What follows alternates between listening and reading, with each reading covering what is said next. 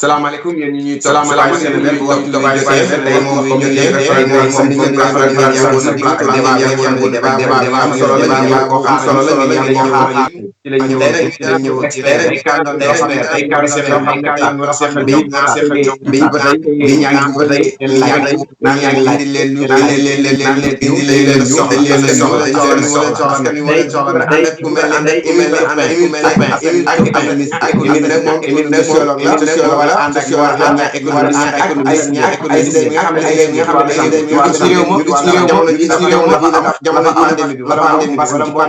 mbokk mbas ñu seq ak ñoom waxtaan impact bi muy def économie sociale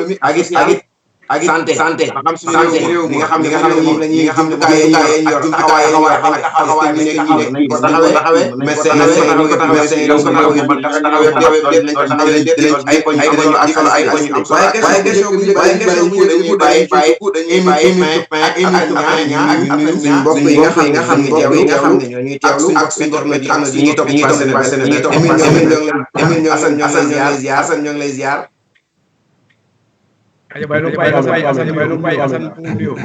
waaw asalaamaaleykum donc Sénégal ñu ngi leen di baax di am mbégte nekk di bokk ak Émile solo la ñu ci ñaan suñu borom jàppale lépp di wax mu doon njëriñ askan bi xool ndax lañ ci mën a jëfandikoo waaw donc di souhaiter à tous donc bon suite maa ngi leen di gërëm bu baax a baax. jërëjëf waaw kon ñu tamit comme ni ko waxee mën nañu nuyu Assane moom itam sama xarit yu leen bu baax la aussi Mamour mi nga xam ne ci Seneweb yéen a taxaw ngir taxawal jootaay bii nii ñu ngi leen di gërëm di sant aussi ñi nga xam ne ñooy teew ñu seetaan del si rek wax ne daanaka du dañoo gën a xam ñi nga xam ne ñoom la ñuy waxtaanal tey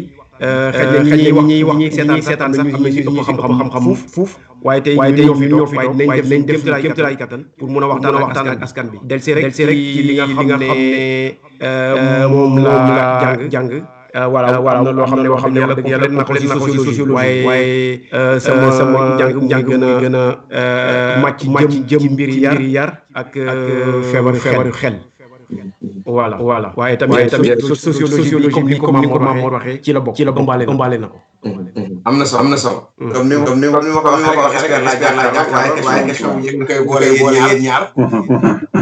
question bi mooy ban impact Covid bi mën a def sur le plan économique ak social nu jamono bi ñuy wax ak yëpp. waaw Mamour ñu ngi lay gërëm ci question bu am solo macha allah waaw di wax ni balaa ñuy question boobu dañuy jaal bépp doomu adama nga xamante génn nga ci àdduna ndax Covid bi ñu ngi lay jaal say fan vraiment parce que dañu nekk jamono xaw a jamono métti nit yi ñàkk seen bakkan donc daal je crois que li ñu njëkk wax nañu benn pensée pieuse vraiment à l'ensemble donc de ces familles yi nga xam ne qui sont ndax dation waaw donc impact bi nag nekk na lu am solo ci wàllu économie daanaka sax du doon ci kese lay mais comme sujet bi nga xam ne ñu indi fi tey ci loolu la concerné impact économique bi doon xaw a doy waar ñu mu nekk wala mu nekk prix de neexal li tax loolu mooy Covid bi mu eggee ba léegi lépp li nga xamante ne dafa doon production daf ko gàllankoor daf ko arrêté loolu mooy premier jàngat bi ñu ci def beneen jàngat bi ñu ci def mooy conséquences yi nga xamante ne parce que dañu nekk dans une économie interdépendante nga xamante ne économie Sénégal nekkul benn économie boo xamante ne dafay yem ci bopp ndax économie Sénégal dafa dépendre ci secteurs yi nga xamante ne moom lay sukkandiku pour mën a avancer c'est-à-dire la pêche le tourisme le secteur de la construction le transport aérien et cetera donc secteur yooyu yëpp dañu dépendre ci li nga xamante ne moom mooy jógee ci bitim réew dagam bitim réew tam dafa nekk ay dëkk yoo xamante ne sont extrêmement impactés par Covid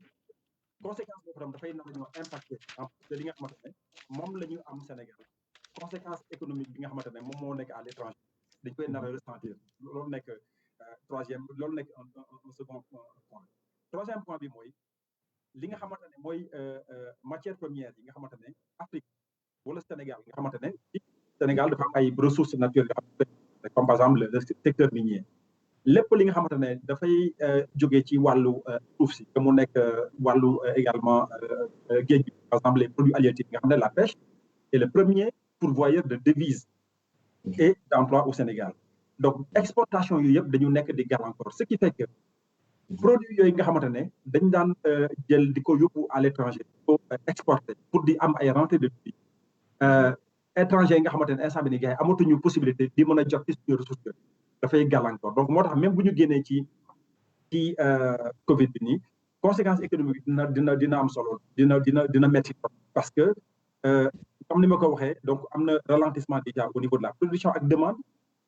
deuxièmement mooy li nga xamante ne moom mooy impact bi sur le plan international troisièmement mooy suñu produits yi nga xamante ne moom la ñu soxla ba ci sukkandiku pour mën a am ay devises produits yooyu liñ ko naree jaayee finalement ba moytuwul dina néew donc loolu nekk ay éléments yoo xamante ne war nañ ci bàyyi xel donc qui nous amène à considérer que nous allons au devant de lendemain un peu difficile. am na solo monsieur Niang ci leeral yi Émile même question bi yéen a ko bokk wala ma dégg nga question bi wala ma ñëwaat ci. di delsi ci di gërëm Assane parce que moom njàngam màcc na jëm ci.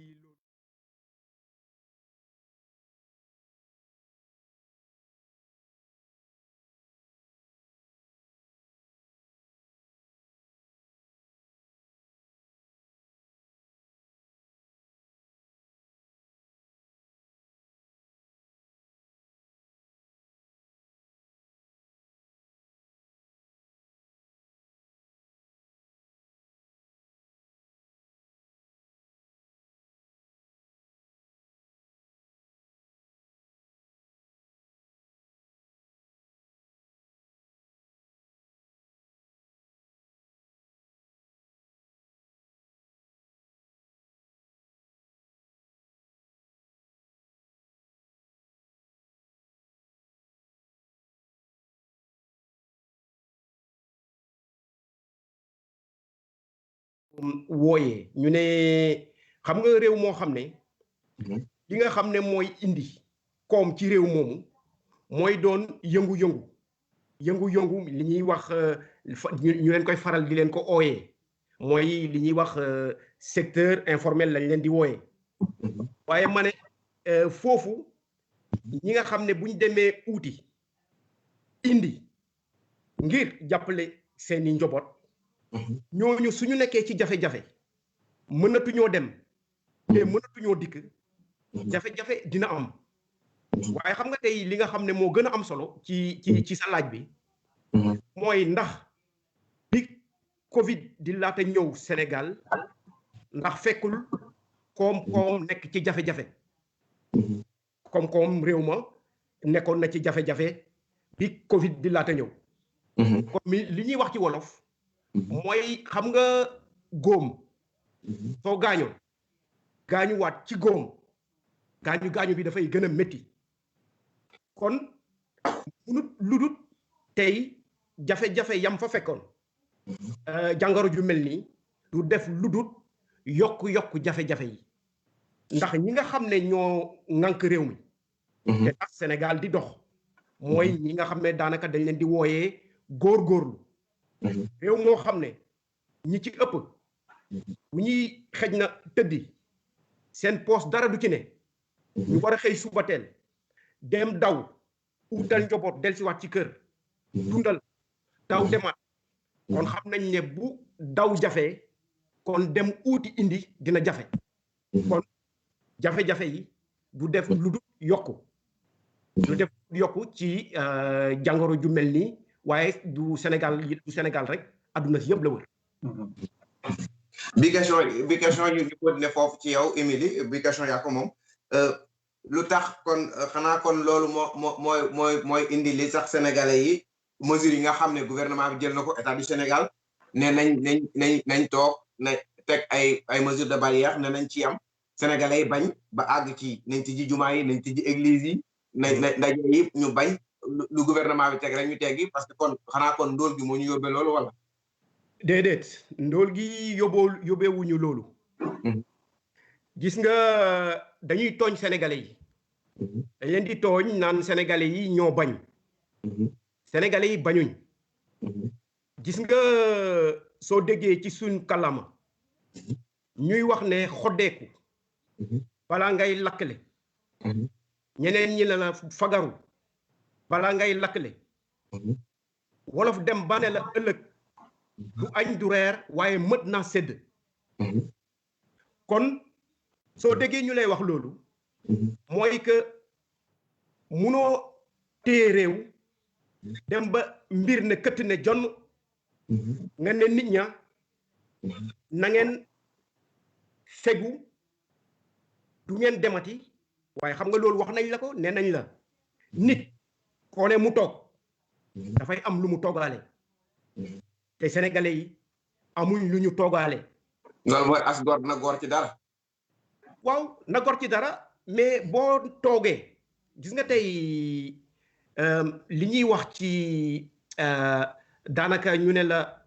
nit su demee ba fippu dafa am loo xam ne dafay nuroog xaru ndax nit bu nekkee ci njobootam am loo xam ne jafe-jafe lay doon même bu fa jàngoro nekkee te mu war a daw uutali njobootam delsi dina ko def ndax gis na ne njobootam ñu ngi ci jafe-jafe xam nga tey boo jëlee réew mu mel ni réewu Sénégal ñu jël ci tënk ñu ne la député ci li nga xam ne moom laa gis ñu ne la député dina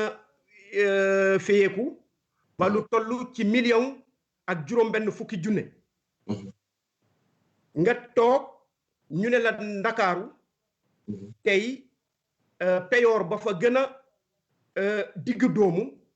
mu ngi toll ci lu néew daanaka tuuti ñaar fukki junne xam nga kooku boo ko fulee ki nga xam ne mooy taxawal ndawu réew mi daanaka li muy am mun nga ko ful fukk ak ñett ak genn wàll muy tolloog beneen sénégalais bi nga xam ne mu ngi daan dooleem ci réew mu daan doole donc li nga xam ne la ñuy wax sénégalais yi bañuñ tey boo jëlee Sénégal nga def li ñuy wax jànk moom la ñuy wax pyramide gis nga soo demee ci kaw ñu néew nga fay fekk waaye daanaka ñu néew ñooñu daanaka xaaji ami réew mi mu ngi ci seen loxo ñooñu la ñuy wax ne seen gafaka dafa fees barambet am ñoo xam ne daanaka seen gafaka diggu doomuwul ça veut dire que seen gafaka la ca nekk néew na néewaay boo xam ne liñ bëggal seen njaboot ak liñ bëggal seen bopp sax duñ ko mun a def nga dem ci ñi ci des waaye ñi ci des nag ñoo ëpp waaye ñooñu nga xam ne ñoo ci des seen gafaka dara nekku ci kon xam nga kooku soo ko buggee wax ne toogal bañ a dem uuti ngir sa njaboot yaa ngi koy indil jafe-jafe gis nga buñ jógee ko ci lu mel nii sénégalais yi bañuñ nañ bàyyi xel ne ëllëg dafay ñëw li nga xam ne réew mi moo ko moom ñu séddale ko ca na mu waree ba nga xam ne jafe-jafe yu mel nii su amatee sénégalais yi suñ leen ne toog leen ñu mun a am luñ toogee waaye jafe jàngoro kenn mosoo dégg nit ñu ne la nit moo la gën a bugg sa bakkan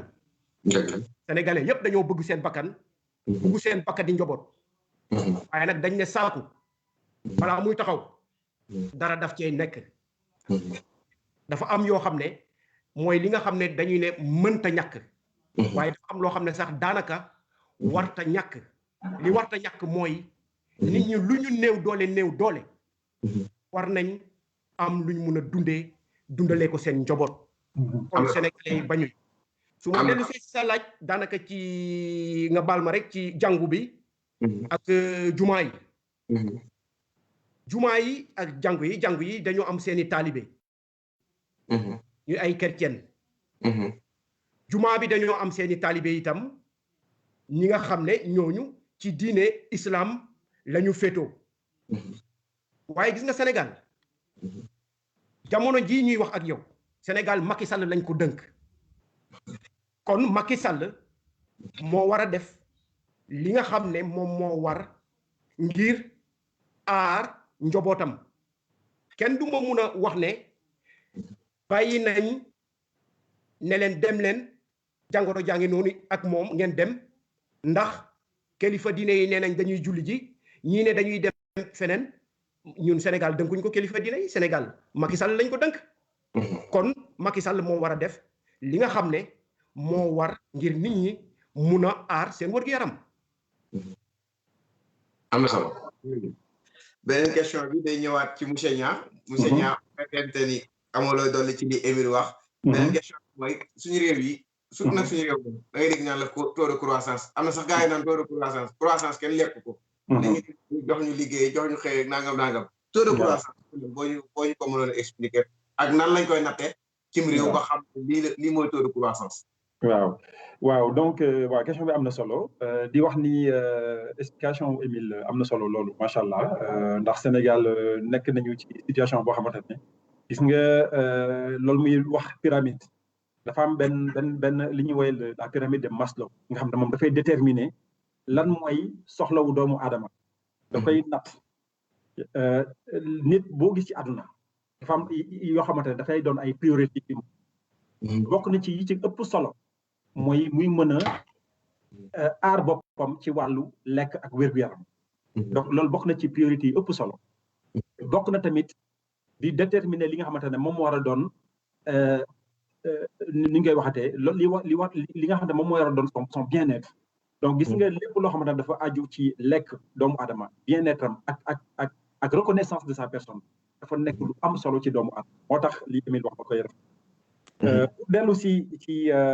taux de croissance boobu ngay laajte waaw taux de croissance lu jafewul taux de croissance ci gàttal mooy nattukaayu alal réew parce que réew boo gis dafa am li ñuy woowee nattukaay pour dafa lépp lu muy liggéey ci at bi yëpp dañ koy calculer selon 4 trimestres taux de croissance nag dañ koy natt ci at loolu mooy ci gàttal bu ñu jëlee at lëm dañuy xool lan la dëkk bi lu mu liggéey du 1er janvier au 31 décembre xool naka la toll ci wàllu alal léegi ni mu toll ci wàllu alal dañ koy calculer par rapport ak PIB wu dëkk bi PIB dëkk moom mooy produit intérieur mooy li nga xam ne boo jëlee Sénégal par exemple nga boole alalu Sénégal bi yëpp en prenant tous les secteurs loolu boo ko xaymawee lim lay jox loolu la ñuy wooyee le produit intérieur brut léegi produit intérieur brut boobu noonu ngay gis lépp lu nar a ñëw tegu ci kaw moom la ñuy wooyee le taux de croissance pour xool est-ce que PIB bi jóge na ci tel montant egg ci tel montant taux boobu nag moom la ñuy wooyee le taux de croissance donc nattukaay yu alal. léegi taux de croissance boobu nag lu tax ñu koy taux de croissance parce que dañuy jàpp ne lépp loo xamante ne dafa ñëw tegu ci kaw PIB bi rek dañuy naan kon c'est le taux de croissance mais lépp loo xam ne dafa ñëw wàññeeku loolu dañ koy woowee récession nag moom mooy lan. mooy gis nga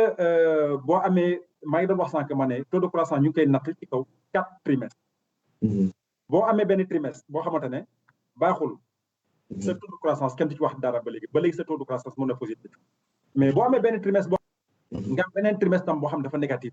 loolu kon yaa ngi wax récession parce que da nga boole ñaari trimestre c'est-à-dire 6 mois de l'année yoo xamante ne sa taux de croissance baaxul donc là ñu ngi dugg ci li ñuy woowee récession léegi nag li gën a garaaw loolu ñu koy woowee dépression mooy bu nekk da nga boole 4 taux de croissance 4 trimestres yoo xamante ne benn baaxu ci li nga xamante ne moom nga yaakaaroon ci wàllu liggéey ci wàllu alal amuloo loolu nag li ñuy woowee dépression yàlla nañu ci yàlla musal mais li nga xamante ne ci lañ jëm nii Sénégal mi ngi prévoir oon benn taux de croissance 5,8 ndax bu ñu xoolee moyenne taux de croissance Sénégal durant les 4 dernières années mi ngi nekkoon benn taux de croissance boo xamante ne entre 4,8 et 5,3%. loolu donc ça veut dire que Sénégal bu nekkoon su ma jëloon par exemple bu nekkoon alalu Sénégal mi ngi tolloon ci junni wala mi ngi tolloon ci 10 000 francs CFA par exemple dañuy jàpp ne entre 2017 entre 2016 et 2019 10 000 francs boo jël Sénégal tegal na ci en moyenne 5%, c'est-à-dire tegal na ci téeméer. léegi nag li nga xam ne moom la ñu prévoir woon ren en tenant compte de la moyenne donc des taux de croissance en 4 dernières années ñu jàppoon ne 2020 dina permettre Sénégal arriver à 5,8 voire 6%. mais bi Covid bi egg léegi gis nañ gàllankoor yi nga xamante ne Émile mi ko doon wax boobu léegi production bi arrêté na. administration Sénégal boo xoolee dafa nekk di tourner dem beeg dikk bi arrêté na. te maa ko doon wax sànq ma ne le secteur par exemple du tourisme bi nga xamante ne 7% lay contribuer ci taux de croissance ci PIB Sénégal 7%. di employé lu toll ni 110 000 personnes. boo xoolee le tourisme dans sa globalité. nga jël hôtellerie nga jël restauration nga jël par exemple transport aérien loolu boo xoolee 110 000 personnes ñoom ñoo nekk di liggéey ci secteur te secteur boobu yëpp tey dafa taxaw. nga jël par exemple la pêche c'est le premier pourvoyeur de devises au Sénégal. pêche boo xoolee la plupart du temps lépp lu baaxoon Sénégal ci wàllu napp bi li ci bëri dañ ko doon exporter donc loolu doon permettre au Sénégal di am ay devises yu waxuma accord de pêche yi parce que loolu tam beneen affaire la loolu peut-être mën nañu ko plus tard mais donc boo xoolee le secteur de la construction tabax bi nekk tam benn secteur bu am solo pour Sénégal. nga jël par exemple le secteur des télécommunications. donc boo xoolee secteur yooyu yëpp tey boo xoolee ko gàllankoor donc boo xoolee li nga xamante ne moom la ñu prévoir woon c'est-à-dire 5,8 ba 6%. dans un environnement boo xamante ne léppay jaar yoon. bu ñu nekkee ci environnement boo xamante ne léegi dara dematul donc prévision yi nga xamante ne moom la ñu gis nga xam ne ANSD def na ko FMI def na ko Sénégal def na ko on risque d'arriver à une situation boo xamante ne taux de croissance bi ñu xalaatoon muy presque 6% day jógee de 6% à 1%. donc voilà li nga xamante ne foofu la Sénégal nar a jëm ci wàllu croissance te beneen élément tam bu am solo. Émile junj na ko sànq mooy diaspora. boo jëlee budget Sénégal budget mi ngi toog ci 4200 milliards. moom la gars yi projeté woon pour 2020. ci 4200 milliards yooyu jàpp leen ne 1250 milliards la Sénégalais yi nga xam ne ñoo ne ci diaspora bi indi. bu Sénégal amee 4200 milliards teg ci 1250 milliards boo xamante ne Sénégalais de la diaspora ñoom ñoo koy indi jox ko Sénégal. donc alal boobu Sénégalais de la diaspora di indi Sénégal. ëpp na presque 4 fois boo jëlee par exemple tous les bailleurs de fonds. moo xam Union européenne la Banque mondiale Agence française de développement Banque africaine de développement Banque ouest africaine de développement gis nga ñooñu ñëpp boo leen jëlee ñoom Koika japonais yi coréens yi boo jëlee ñoom ñëpp li nga xam ne moom la ñuy jël USAID. di ko jagleel Sénégal en terme de dette gis nga loolu boo ko jëlee nga dajal ko lépp ba mot. li Sénégal yi di dugal Sénégal par an. loolu motu ko sax 1/5. donc Sénégalais de la diaspora li ñuy dugal ci alal ci Sénégal nekk lu am solo. donc te Sénégalais diaspora bi comme gis nañ ne ñoom ñëpp ils ont été impactés par le Covid. mu nekk France mu nekk Belgique mu nekk Italie mu nekk Espagne ñoom ñëpp Covid daf leen impacté li nga xam ne dañ ko daan dugal Sénégal par an. mu toll ci 1250 milliards de francs. xaalis boobu ñu ngi jàpp ne peut-être que presque le tiers wala le quart la gars yi dina mën a dugal pour 2020. donc impact économique bi nga xamante ne moom la Covid bi di indi Sénégal dafa doon impact bu am solo bu métti parce que diaspora bi nga xamante ne dafa nekkoon benn genre filet social. mu nekkoon benn genre amortisseur social nga xamante ne lépp li nga xamante ne Sénégal waroon na ko def l'État du Sénégal da ko waroon assumer en termes de politique publique da ngay xool Sénégalais de la diaspora ñoom ñu koy assumer parce que c'est des filets sociaux c'est des amortisseurs sociaux. donc boo xoolee taux de croissance bi en tenant compte de lépp li may wax nii nga xamante ne lan moo koy lal mooy la production et la consommation mooy man ma defar samay produits yow nga jënd ko gis nga relation boobu moom mooy tax état di mën a gis boppam ci économie bi moom mooy tax muy mën a avancer alalam et loolu nag di jur ay taux de croissance yoo xamante ne moom ngay dégg ñu naan la 6% wala 5%. léegi am na benn point boo wax nga xam ne dafa am solo nga naan da ngay dégg ñu naan taux de croissance du lu ñuy lekk. li tax ñu def loolu en fait taux de croissance en réalité lu baax la. parce que taux de croissance mooy nga jël benn kër gi par exemple je ne sais pas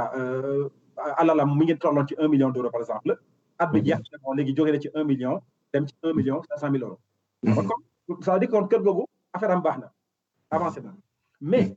fan la amee problème ñun Sénégal suñu problème fan la nekk mooy dañu am benn taux de croissance extraverti loolu mooy la mooy dafa mel ni yow nga nekk sa kër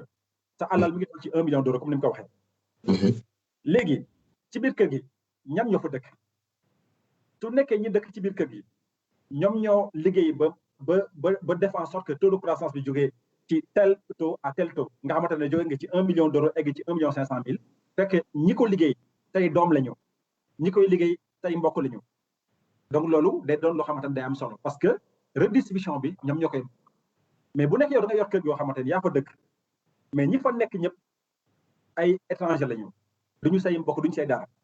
donc yow même bu nekkee kër gi jógee na ci 1 million à 1 million 500 000 mais fruit croissance boobu noonu ñoom ñoo koy yelloo parce que ñoom bu ñu paree rek dañuy jël xaalis boobu envoyé ko feneen loolu moo ñu dal Sénégal moo tax dañoo am benn taux de croissance extraverti loolu moo waral da ngay dégg ñu ne le Sénégal am na taux de croissance de 10% wala de X%, mais en réalité ça ne se traduit pas dans les faits sur l'emploi, ça ne se traduit pas dans les faits sur le bien-être parce que alal boobu lépp da ngay xool tubaab yi dañ koy jël génne ko ci biti parce que entreprises yi nekk Sénégal la plupart des entreprises qui sont au Sénégal yi nga xam ne ñoom ñooy porter suñu économie boo xoolee étrangers yi ñoo ko moom tubaab yi ñoo ko moom te loolu moo waral dinañ ci egsi bu ñu eggee ci question BCEAO dinañ ci egsi loolu moo waral tubaab yi mettre en place monnaie bi nga xamante ne moom la ñu am nii muy franc CFA parce que c'est un moyen pour ñoom bépp taux de croissance bi nga xam dañ ko am mu permettre ñu mën a avancer ci suñu économie day permettre ñu mën a def un transfert de devises day permettre ñu mën a def un transfert de capitaux sans pour autant que loolu impacte d'une quelque manière donc taux de croissance bu baax la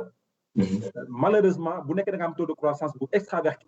loolu finalement di nga mën a avancer parce que yaa ngi am ay entreprises yoo xam ne ñu ngi fleurir peut-être di nga am ay emploi et cetera mais askan bi ni mu ci waroon gisee boppam du ko gisee boppam noonu donc loolu mooy li ma mën a wax donc xam naa ni fii ak fin de l'année. yaa ko tudd léegi ci entreprise yi nekk Sénégal entreprise étranger yi niñ fay liggéey ak taxawaay bi ñu am yan secteur nii jamono bi yan entreprise wala ñan nga jàpp ne affaire bi mën a leen a laal. waaw entreprise yi nga xamante ne Covid bi laal na leen bon comme ni mu ko waxee c'est avant tout l'industrie par exemple du tourisme nga xamante ne hôtel yëpp yi fa nekk. hôtel yi nekk Sénégal yëpp aujourd'hui boo xoolee ils sont à l'arrêt bu weesoo hôtel yi nga xamante état bi jël na leen pour ñuy mën a héberger ñi nga xamante ne dañ leen a suspecté de Covid. bu weesoo ñooñu mais aujourd'hui tous les hôtels sont à l'arrêt ñoom ñëpp a taxaw. que l'industrie de l'hôtellerie au Sénégal bi nga xamante ne moom mooy permettre aussi le secteur du tourisme di mën a avancer mais mi ngi toll ci 7% donc du pays mi ngi contribuer à hauteur de 7% du pays. donc boo xoolee tey ñu ne la y a 110 000 personnes ñoom ñooy liggéey ci tourisme Sénégal 110 000 c'est-à-dire que ñii ñi ngi liggéey ci hôtel yi ñii ñi ngi liggéey ci restaurant yi ñii ñi ngi liggéey ci par exemple dans l'industrie li ñuy woowee l'industrie de la nuit mooy bar yeeg boîte de nuit et cetera donc boo xoolee loolu lépp 110 000 emplois yi nga xamante ne qui sont aujourd'hui à l'arrêt te 110 000 emplois ñaata personnes les dundal Sénégal xam nañ ne benn nit buy dund wala benn nit buy liggéey dina dugal peut-être 10 personnes. donc boo xoolee le fait d'avoir 110 000 personnes yoo xamante ne liggéeyatuñu am na ñoo xamante ne peut-être que seen entreprise am nañu doole boo xamante ne nañ leen mën a fay salaire comme ni ko Sénégal recommandé naan bon bu gars yi licencier nit ñi dinañ leen fay jusqu'à 80%, mais ñaata entreprise ñoo nekk en capacité de supporter loolu bëriwul. donc boo xoolee également Air Sénégal SA nga xamante ne nekk na lu ñuy doog a préparer ba teg ko sur pied mu doon loo xamante ne Sénégalais dañ ci am satisfaction mu nekk une source de fierté pour ñun ñëpp am benn pavillon national mais pavillon national boobu tey ñëpp gis nañu il est impacté du fait de ce Covid parce que avion dematul ñëwatul bu weesoo cargo. donc lii lépp war a woon ne et réflexion boobu man moom laay def mooy naka la ñuy xalaataatee suñu économie en ayant par exemple une formule qui permette à notre économie d'être une économie résiliente et une économie inclusive. nga xamante ne lépp li nga xamante ne moom la Sénégal di jëfandiku par exemple tourisme bi nga xamante ne soxla nañ ko muy jóge ci bitim réew di ñëw mais ñu xalaat aussi tourisme national xam nga bu ñu amoon tey benn tourisme national comme américains yi ñoom nit yi ñëw seen dëkk wala bañ ñu ñëw seen dëkk ñoom seen hôtel yi day fees parce que ñoom dañuy demalante war nañu toll foo xamante ne tey Dakar waaye war nañ mën a jóge Dakar dem Thiès dem Saint-Louis di dem ñaata sénégalais ñoo nekk tey Sénégal boo leen laajee par exemple tey ñu ne la nga laaj leen est-ce que xam nañ Dindéfelo par exemple est-ce que xam nañ par exemple yenn sites yi nga xam ne yu am solo bëriwul donc lii dafa war a am ne à un changement de paradigme ñu xool naka la ñuy tabaxaate suñu économie en reposant déjà sur nos propres ressources li nga xamante ne moom mooy def suñuy spécificité ñu jël loolu lalee ko mu doon la base pour di tabaxaat suñu économie bañ a compter ci ñeneen parce que xam nañ ne bis bu ñu compter ci ñeneen rek ñooñu bu ñu amee problème yow da ngay am problème mais bu ñu defoon en sorte par exemple que tey l'industrie du tourisme repose essentiellement sur des besoins internes sur des stratégies internes lépp lu ñu am mu jógee ci biti rek day doon un plus donc boo xoolee tey aujourd'hui li tax suñu hôtel yeeg suñu industrie du tourisme impacté c'est parce que nous avons une stratégie qui est extravertie qui est tournée vers l'extérieur lépp lu ñu def rek dañ koy lal ci kaw li nga xam ne moom war a jógee ci biti loolu nag moo waral aujourd'hui impact bi di doy waar parce que impact Covid bi ñaari yoon lañ koy subir dañ koy subir du fait de nos choix politiques mais dañ koy subir également du fait des chocs extérieurs loolu moo waral ma ne impact économique au niveau du Covid ou en tout cas pour le Sénégal bu ñu ci jógee dina doon loo xamante ne moom dinañ ko yëg baax a baax. am na solo monsieur Niang jërëjëf ñu ñëwaat ci Émile Émile jeexale laa lay jëlee ndax jamono bii nii ñu bëri dañ naan Afrique daa war a am nouveau départ bu jógee ci di surtout nag suñu réew ma dañuy importer rek dañuy imposer ban jàngat nga am ci loolu. mun nga bamtuwaat laaj bi Mamor. waaw buñ ci fi monsieur Niang jeexale rek mooy Covid bi ñaari mbir la ñuy toppee ci suñu biirum réew dañ fay am jafe-jafe bu baax ndax nekk nañ réew mu néew doole beneen bi topp mooy toujours dañuy importer dañuy importer duñu exposer rek dañuy importer duñu exposer ni ñu imposer boobu du moins dañuy importer duñu imposer bi ci topp mooy ñu bëri dañ ne Sénégal bu jógee ci jamono bi ci lii war naa mën a am nouveau départ Afrique sax la ñu wax waaye man suñu réew ma laay basé wu ndax mën nañu am nouveau départ ci buñ di jeexee waaw xam nga buñ ne la kii ne bërët di daw suñ ko waxee ne ko jógaatal daw dafa mel ni kooku daw doon Sénégal mosta bàyyi di daw Afrique mosuta bàyyi di daw kon daw bi baaxut nañ ne xam nga dafa am loo xam ne dañ ko war a xool rawin bi nit ñi ñu ngi daw borom kër yi ñu ngi daw ndaw ñi ñu ngi daw Afrique mu ngi jéem waaye xam nga bu ñuy wax Afrique nañuy wax li nga xam ne moom mooy système yi parce que réew tamit dafa am loo xam ne dafa am solo mooy ki nga xam ne dañoo jël dënk la waaye tey boo demee Dakar mbaa nga dem ci beneen dëkk di nga gis ne nit ñi ñu ngi daw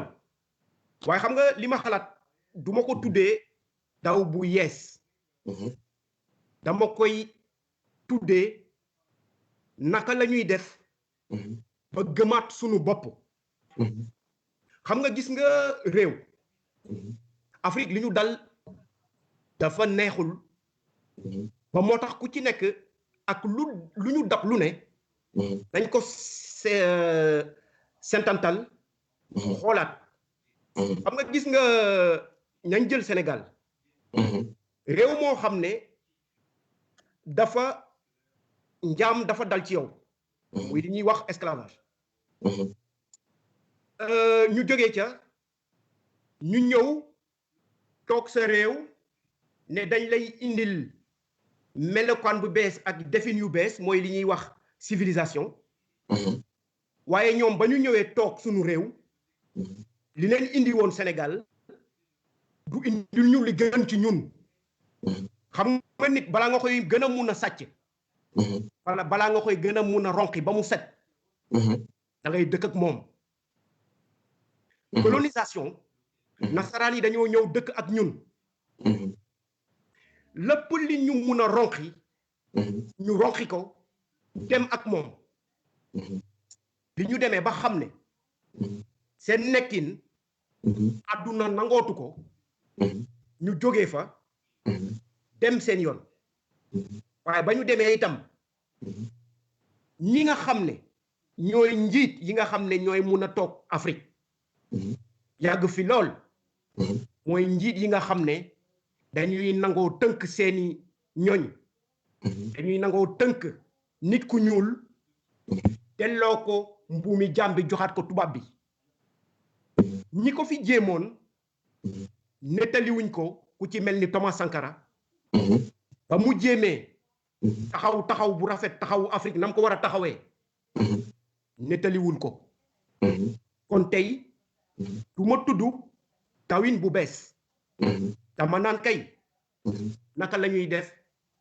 ba gën a mun a gëmaat suñ bopp naka la ñuy def yow Mam Mor man mbaa Assane naka la ñuy def ba bisaab gënal ñu Coca naka la ñuy def ba dem marché jëndi li suñu waajur yi béy ci tool yeeg ginnaaw kër gi gënal ñu dem épicerie naka la ñuy def ba ananas biñ feneen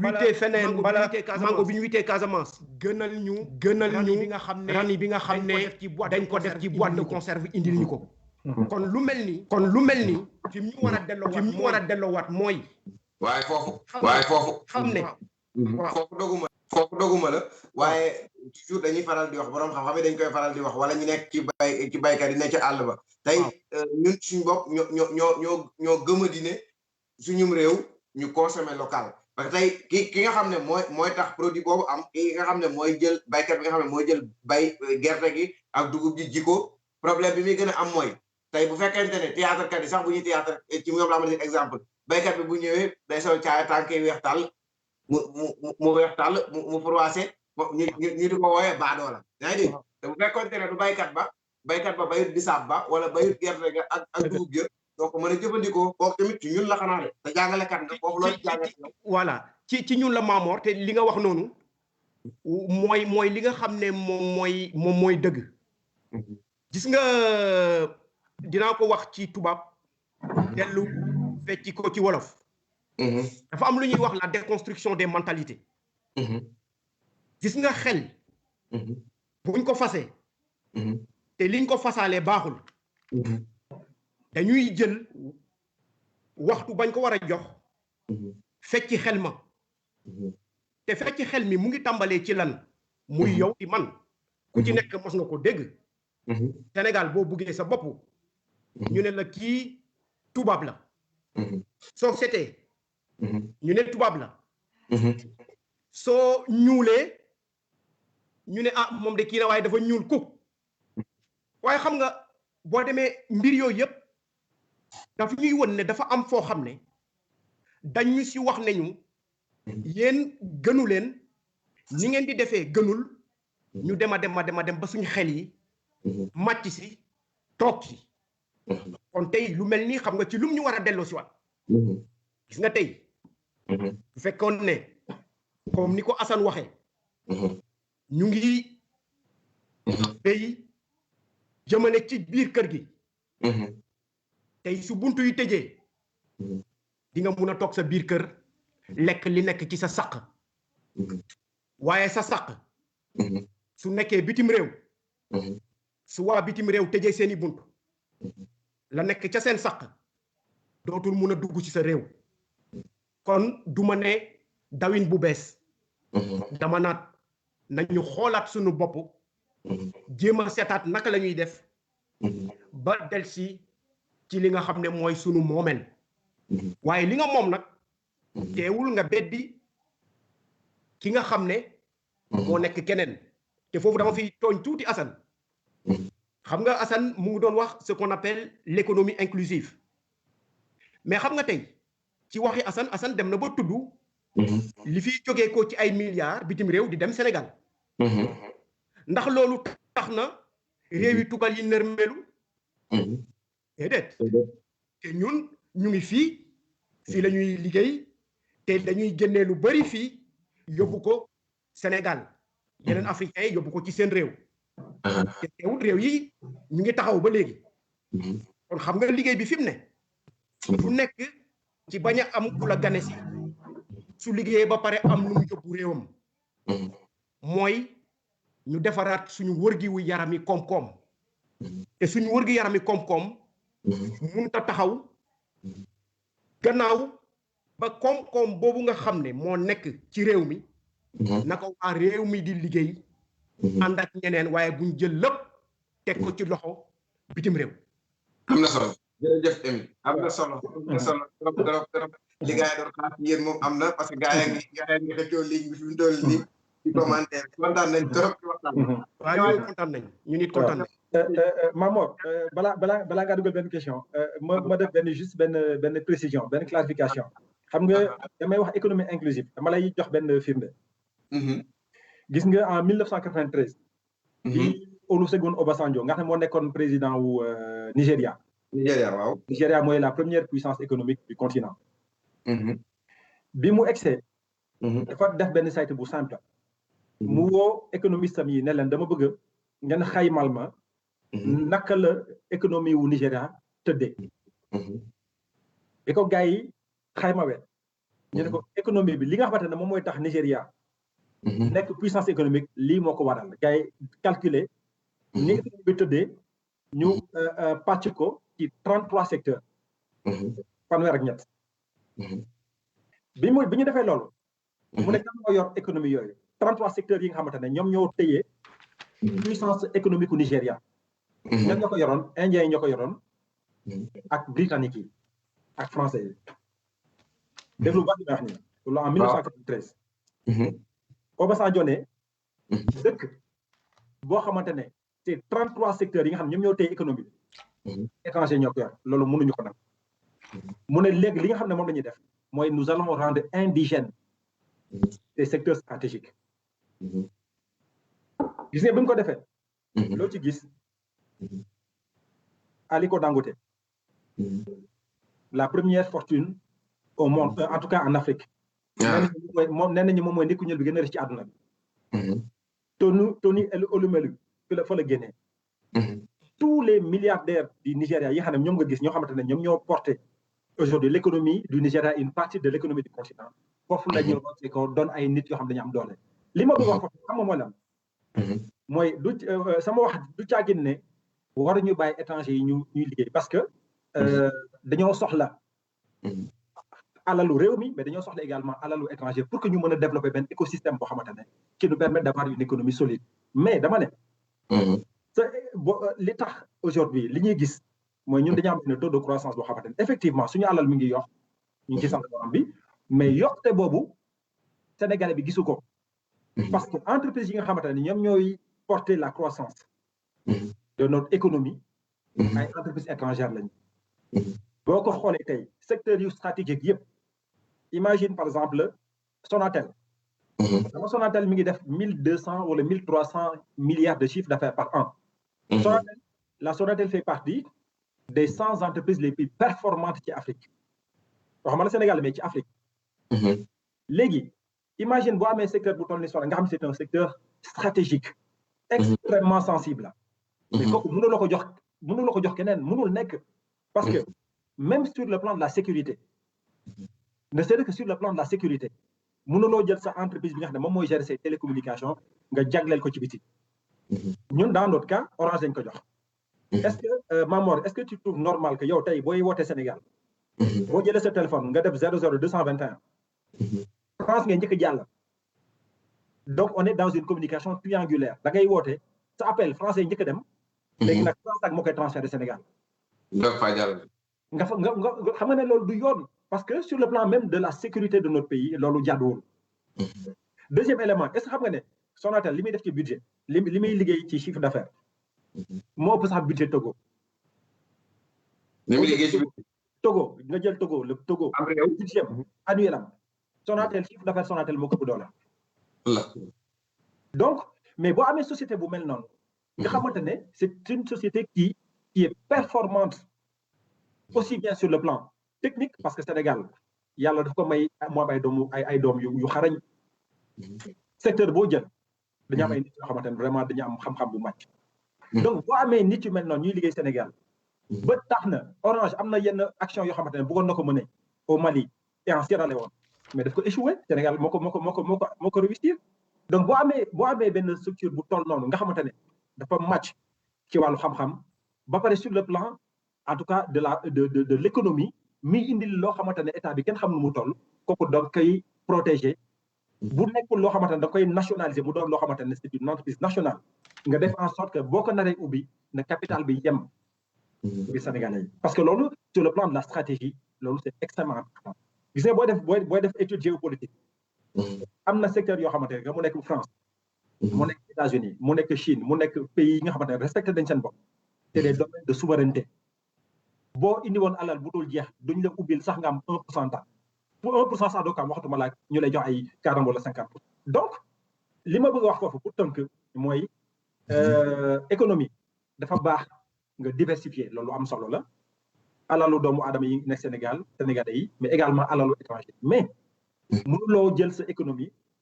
li ci ëpp solo nga bàyyil ko étranger yi parce que bis boo amee ay taux de croissance mais ñoom li ñuy def mooy taux de croissance bi dañ koy jël génne ko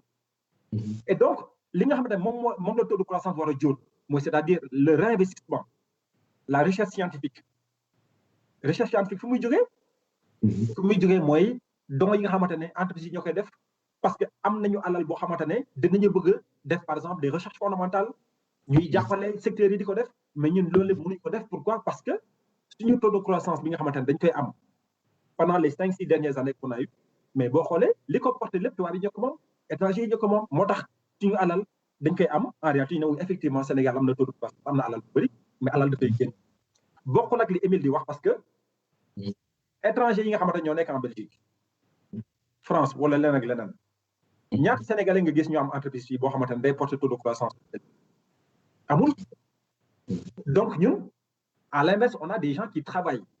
pour di soutenir suñu économie Sénégal mais xam nga tey Émile yow boo liggéeyee par exemple nga ekkiti par exemple 2000 €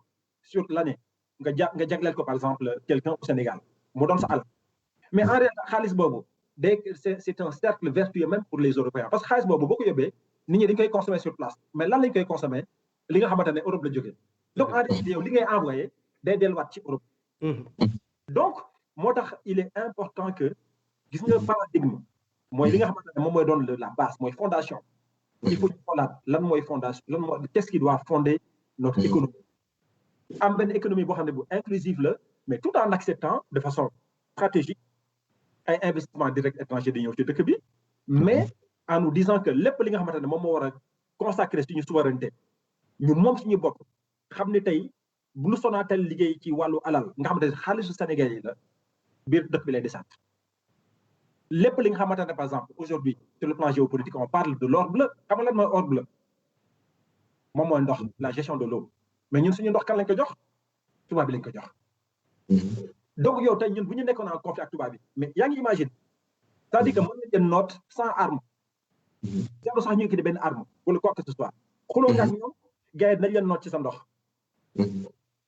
donc muy loo xamante ne ce sont des points tellement essentiels moo tax ma ne gis nga Covid bi nii dina créer benn impact bu doy waar bu metti Sénégal mais loolu dañ ko war a considérer comme une opportunité xalaataat suñu doxalin parce que Olof Ndiaye nee na boo jëlee sa loxo dugal ci poche jàmbur doo développé du avec ça ngay développé ñun ñoo war a toog ñu xoolaat suñu bopp xool li nga xamante ne moom mooy jafe-jafe yi nga xamante dañ koy tiré ci Covid bi nii ñu jëlee ci ay jàngat xool yan doxalin lañu war a am donc loolu laa ko doon wax en guise de complément en attendant ngay di beneen question. am na solo beneen bi moom mooy li ma la doon laaj mooy en tant que économiste lan nga xalaat ne tey état du Sénégal mun na koo def ñi nga xam ne seen i liggéey taxaw na am nañ ay jafe-jafe seen wàllu liggéey ban taxawaay la ci war a am waaw état du Sénégal c'est vrai que am na ay mesures yu bëri yu mu jël yoo xamante ne pour jàppale économie Sénégal ni nga xamante ne noonu la Covid bi impacté xam naa dégg ngeen ñuy wax waxu force Covid-19 avec des 1000 milliards et cetera donc may taxaw foofu di wax parce que ñu bëri dañuy jàpp xaalis boo xam ne dafa tegu du loolu xam nga bi Macky Sall taxawee ne dafay mettre en place un fonds de 1000 milliards sénégalais waruñu réeree mbir ne c'est pas parce que dañuy teg un fonds que fonds boobu dafa am fonds boobu existé wul fonds boobu mooy dafa mel ni yow nga tax nga ne ma damay ubbi benn boîte caisse condamné boo xamante ne dina laaj sénégalais yi Émile ak Mamor ak keneen képp koo xamante ne mën nga ñëw jàppale Sénégal ci jafe-jafe yi muy dund ndax ñu mën a am montant bi dafa mel ni c'est un budget xam nga budget recette la ak dépense boo déggee ñu ne Sénégal budget am c'est 4200 milliards du càggi ne dafa 4200 milliards boo xamante ne daf koy jëfandikoo pendant une année mais li muy wax mooy budget li muy wax mooy am naa yaakaar ne ci at bi mën naa lijjanti lu toll ni 4200 milliards post Covid-19 bi c'est exactement la même chose ab yaakaar la ne su ma defee lii su ma defee ay loi de finances rectificative su ma tàllalee samay loxo samay partenaires Union européenne ak ñeneen ñi suñu la mayee sénégalais yi bu ñu dugalee entreprise yi nekk Sénégal la ñoom ñëpp bu ñu joxee ku ci ne bu dajale war naa am yaakaar ne dina am 1000 milliards loolu mooy le fonds force Covid-19 donc xaalis bi nekku fa loolu mooy première information. xaalis bi nekku fa. ah non xaalis bi nekku fa. 1000 milliards yi ngay dégg noonu du xaalis bu tegu de. xaalis bu ñuy lijjanti la. fu mu ne dañ koy lijjanti ci indi ko. ah dañ koy lijjanti. ah oui. ah mais oui. yow yow dañ la woo lan mooy sa participation ci xaalis bi. loolu ñuy lijjanti la de nekku fa de. kooku moom dafa jaay xam. ah non lu leer laa lay wax nii. loolu leer na ci dem. voilà donc léegi li ngay jàpp mooy. ci kaw ci xaalis boobu la ñuy sukkandiku. pour di mën a jàppale secteurs yi nga xamante ne dañu impacté. du ma ne du ñu mën a jàppale ñëpp de. waaye si kaw di bëgg a prévoir ay dépenses yoo xamante ne. da koy laal ci lu ñuy lijjanti. dina doon lu xaw a doy waar tuuti. mais quoi qu'il arrive li nga xamante ne moom la état du Sénégal def. mooy oui li nga xam ne moom la état du Sénégal def mooy wax ne am naa yaakaar ne dinaa mën a am 1000 milliards. 1000 milliards yooyu su excès. dinaa jàppale secteurs yi nga xamante ne ñoom ñoo impacté c'est-à-dire le tourisme. le transport. ndax Air Sénégal bi ma tuddoon sànq. économie ci boppam xam nga économie dafa di loo xamante ne dafa doy waar. économie li tax muy fonctionner mooy la confiance. mooy par exemple yow Mamor. am nga kóolute ne. man su ma génnee dara du ma jot donc da ngay génn avec insouciance nga dem consommer. consommation boobu nag moom mooy susciter li ñuy wooyee la production. ndax consommation mooy demande. tey yow tey boo génnee tey nga dem Sénégal nga am loo soxla automatiquement dafay créer l'effet induit mooy lan mooy da ngay créer finalement une production nit ki day produire lenn pour di mën a di mën a nekk en ligne ak li nga xam ne yow moom nga soxla. donc confiance donc mooy la base de tout. la confiance détermine finalement l'économie ba ci boo xoolee ñi nga xam ne ñoom ñoo yor bourse bi il suffit que gars yi am benn information boo xamante ne xaw na critique rek automatiquement day créer benn jiixi jaaxa ci xelu nit ñi et loolu créer benn déséquilibre ci marché bi donc li nga xamante ne moom la Sénégal bëgg a def nii à travers les 1000 milliards dans l'esprit lu dañ koy rafetlu dans l'esprit léegi nag dans la pratique dañu war a taxaw seetaat lépp xool parce que Sénégal lan la jël comme mesure dafa ne 1000 milliards yi entreprise yi nga xam dañu ma yoreloon xaalis moo tax li may wax nii ñu war ci bàyyi xel bu baax a baax entreprise yi ma yoreloon xaalis mooy li ñu woowee la dette fiscale wala entreprise yi nga xamante ne dañu waroon fay TVA wala entreprise yi nga xamante ne waroon nañ ma lijjanti sama TVA entre février mars avril baal naa leen ko parce que yow voilà parce que yow tey boo yor sa entreprise nga ne yow da nga waroon fay à l'état du Sénégal 10 milliards par exemple ñu ne la 10 milliards yooyu baal nañ la ko kon état du Sénégal day jàpp ne comme baal nañ la 10 milliards yi kon yow war nga am liquidité bi la war a mën a permettre nga soutenir ce secteur ba pare garder l'emploi mais loolu c'est des hypothèses yoo xamante ne qui peuvent être véridiques tout comme c'est des hypothèses yoo xamante ne parce que man xaw ma ndax 10 milliards yooyu nga xamante ne da nga ko waroon fay état du Sénégal est-ce que yor naa ko donc loolu nekk benn point beneen point bi mooy avec disons la BCEAO l'état du Sénégal dafa déterminer ne bon léegi dañuy jàppale les banques pour que ñooñu ñi mën a soutenir l'économie, c'est-à-dire les entreprises, pour ñu leen di faciliter le crédit. Parce que gis nañu Sénégal, la politique de crédit qu'on a au Sénégal, elle est extrêmement nuisible à l'économie. ñëpp xam nañ ne économie banque yi dañ ko war a jàppale aussi, mais xam nañ ñun Sénégal suñu économie banque yi dañ ko jàppale parce que banque yi dañuy appliquer des taux d'usure ay 16-17% ngay dégg. léegi nag l'État du Sénégal ne bon léegi banque yi maa ngi leen di ñaan ngeen jàppale ñu de manière à ce que bu Mamor ñëwee ak entreprise am ne dafa soxla crédit bu leen ko laaj kayit bu leen ko laaj ay garantie jox leen ko xaalis ci kaw loolu man dinaa jël benn fonds boo xamante ne dinaa ko alimenter de 70 milliards de manière bu Mamor ñëwee tey ne dafa soxla 10 millions wala dafa soxla 100 millions man garantir naa di 50 millions yi moom bu nekkee dafa am jafe-jafe man 50 millions man dinaa ko fay quoi qu'il arrive. Donc Sénégal met en place donc ce dispositif, donc un fonds de garantie. yaa ngi dégg léegi jël nañu aussi ay mesures yoo xamante ne mais pour man c'est des mesures qui sont bancales mooy c'est-à-dire que nga jël xaalis 69 milliards comme ni ngeen ko déggee naan dañ ci jënd ay vivres pour man loolu nekkul mesure bu baax parce que day fausser le message bi nga xamante ne moom nga war a jàllale parce que Sénégal nekkul un pays boo xamante ne c'est un pays de famine yow boo jëlee 69 milliards dans le cadre disons d'une réponse que tu vas apporter pourquoi pas moo tax ba doon wax sànq ma ne man mesure bi dans l'esprit de la mesure mais dans la pratique et dans l'exercice même de la mesure exactement doxalin bi moo pose problème parce que yow tey boo jëlee 69 milliards nga ko ci ay vivres dafay poser problème yu bëri dafay poser problème yu bëri premier problème bi lan la donte yow li la tax a jóg lu baax la résultat bi day yàqu parce que 69 milliards nga bëgg ko jënd ci ay diwlin ak ay ceeb pour jox ko population bi loolu qu'est-ce que cela induit li muy jur mooy est-ce que yow tu as les moyens logistiques nga def en sorte que sénégalais bu ci nekk boo xam ne daf ko soxla dafa nekk dans le besoin est-ce qu'il est en mesure de pouvoir atteindre est-ce qu'il est en mesure d'atteindre li nga xamante ne moom mooy population bi nekk ba Fongolimbi wala ba ci fu mënti nekk ci Sénégal kooku donc ça veut dire que sur le plan logistique day poser problème maintenant sur le plan nooy séddale bi day poser problème aussi noo koy séddale xam nañ ni Sénégal boo jëlee par exemple lu toll ne ay vivres politique bi ci laxoo rek xam nañ ne nu muy demee troisièmement on a pu le voir ñan la ñuy jox marché bi nga xamante ne moom war a permettre ñu jël vivres yi dugal ko ci ay camions dem déposer nañ la mu joxe dañ ko jox benn député boo xamante ne pour xaw ma 4 xaw ma 5 milliards donc loolu ça pose problème ma jàpp ni bu ñu jëloon alal boobu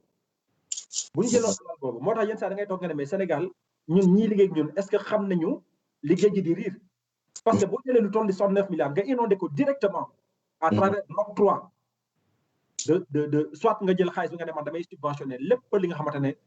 lekk la de manière à ce que man su ma naree dem ci benn boutique saaku ceeb di jar 20 000 boutique bi 10 000 la ma koy jaay wala jaay ma ko 7 000 parce que l'État du Sénégal moom mooy fay loolu boo ko defee di nga permettre non seulement à l'ensemble des gens yi nga xamante ne ñoom ñooy jaay commerçants yi yooyu dinañ ci gis seen bopp boo defee loolu ñooñu bu ñuy jaay TVA bi da koy récupérer donc ça dit que yow joxe nga 69 milliards mais en réalité di nga récupérer déjà 18% de ces 69 milliards boo ko defee jàppale nga nit ñi parce que du ñëpp a soxla ceeb wala diwlin wala gerte wala je ne sais pas quoi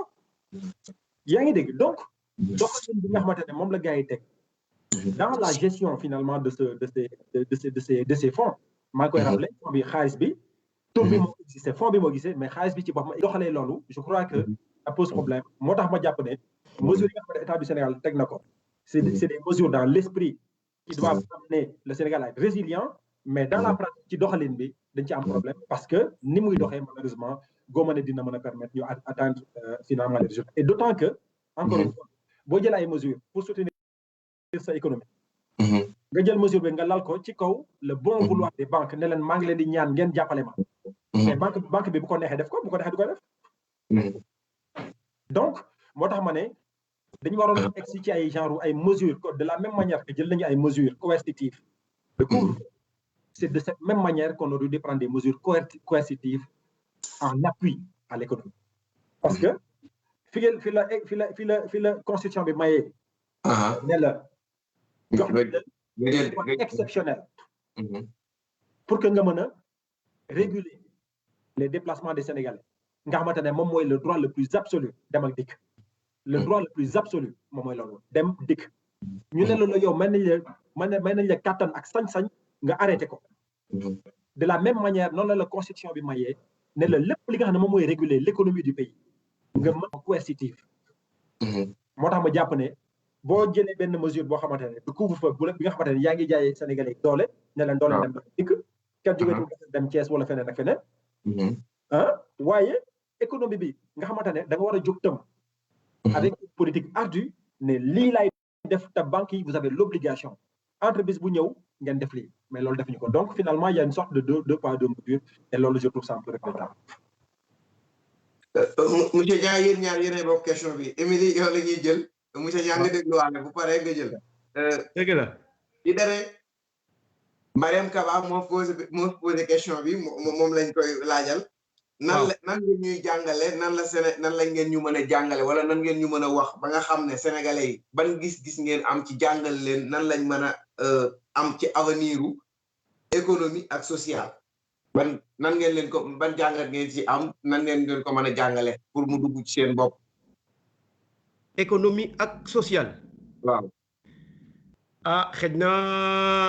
Amath ak Assane dina mun a am lu mun a jàngale ci économie parce que man ci sama xalaat bu gàtt. wax dëgg yàlla li ñuy wax ci sunu askan. Émile ma ñëwaat ci question bi directement pour mu la. nit ki bu fekkee day dund ci àdduna. dafa xam ndax avenir am ci économie war a amum koom ak nan la ci mën a. waaw. waaw mais xam nga dafa am loo xam ne dañ koy xam nga économie. su fekkee ne sa laaji Mariam bi dafa jëm ci wàllu koom. ak wàllu social. xam nga koom. ma dellu si di wax rek wax dëgg yàlla tey ci bu ñu xoolee lu jëm ñu jël sunu réew yi Afrique yi. mbaa ñu jël réew mu ci mel ni Sénégal. li nga xam ne mooy dundin ni nekkin. wax dëgg yàlla. réew yi tugal yi sax am na lu bari loo xam ne. mun nañ koo roy ci sunu réew yi. ci wàllu nekkin. doomu adama ci réew parce que xam nga buñ ne dundi ni liggéey xam nga kooku moom la ñuy wooyee la vie professionnelle. mais gis la vie professionnelle.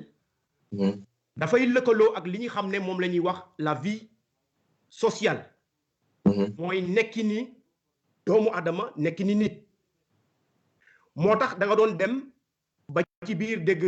daanaka ñu lay wax ne la. En plus de la vie sociale, la vie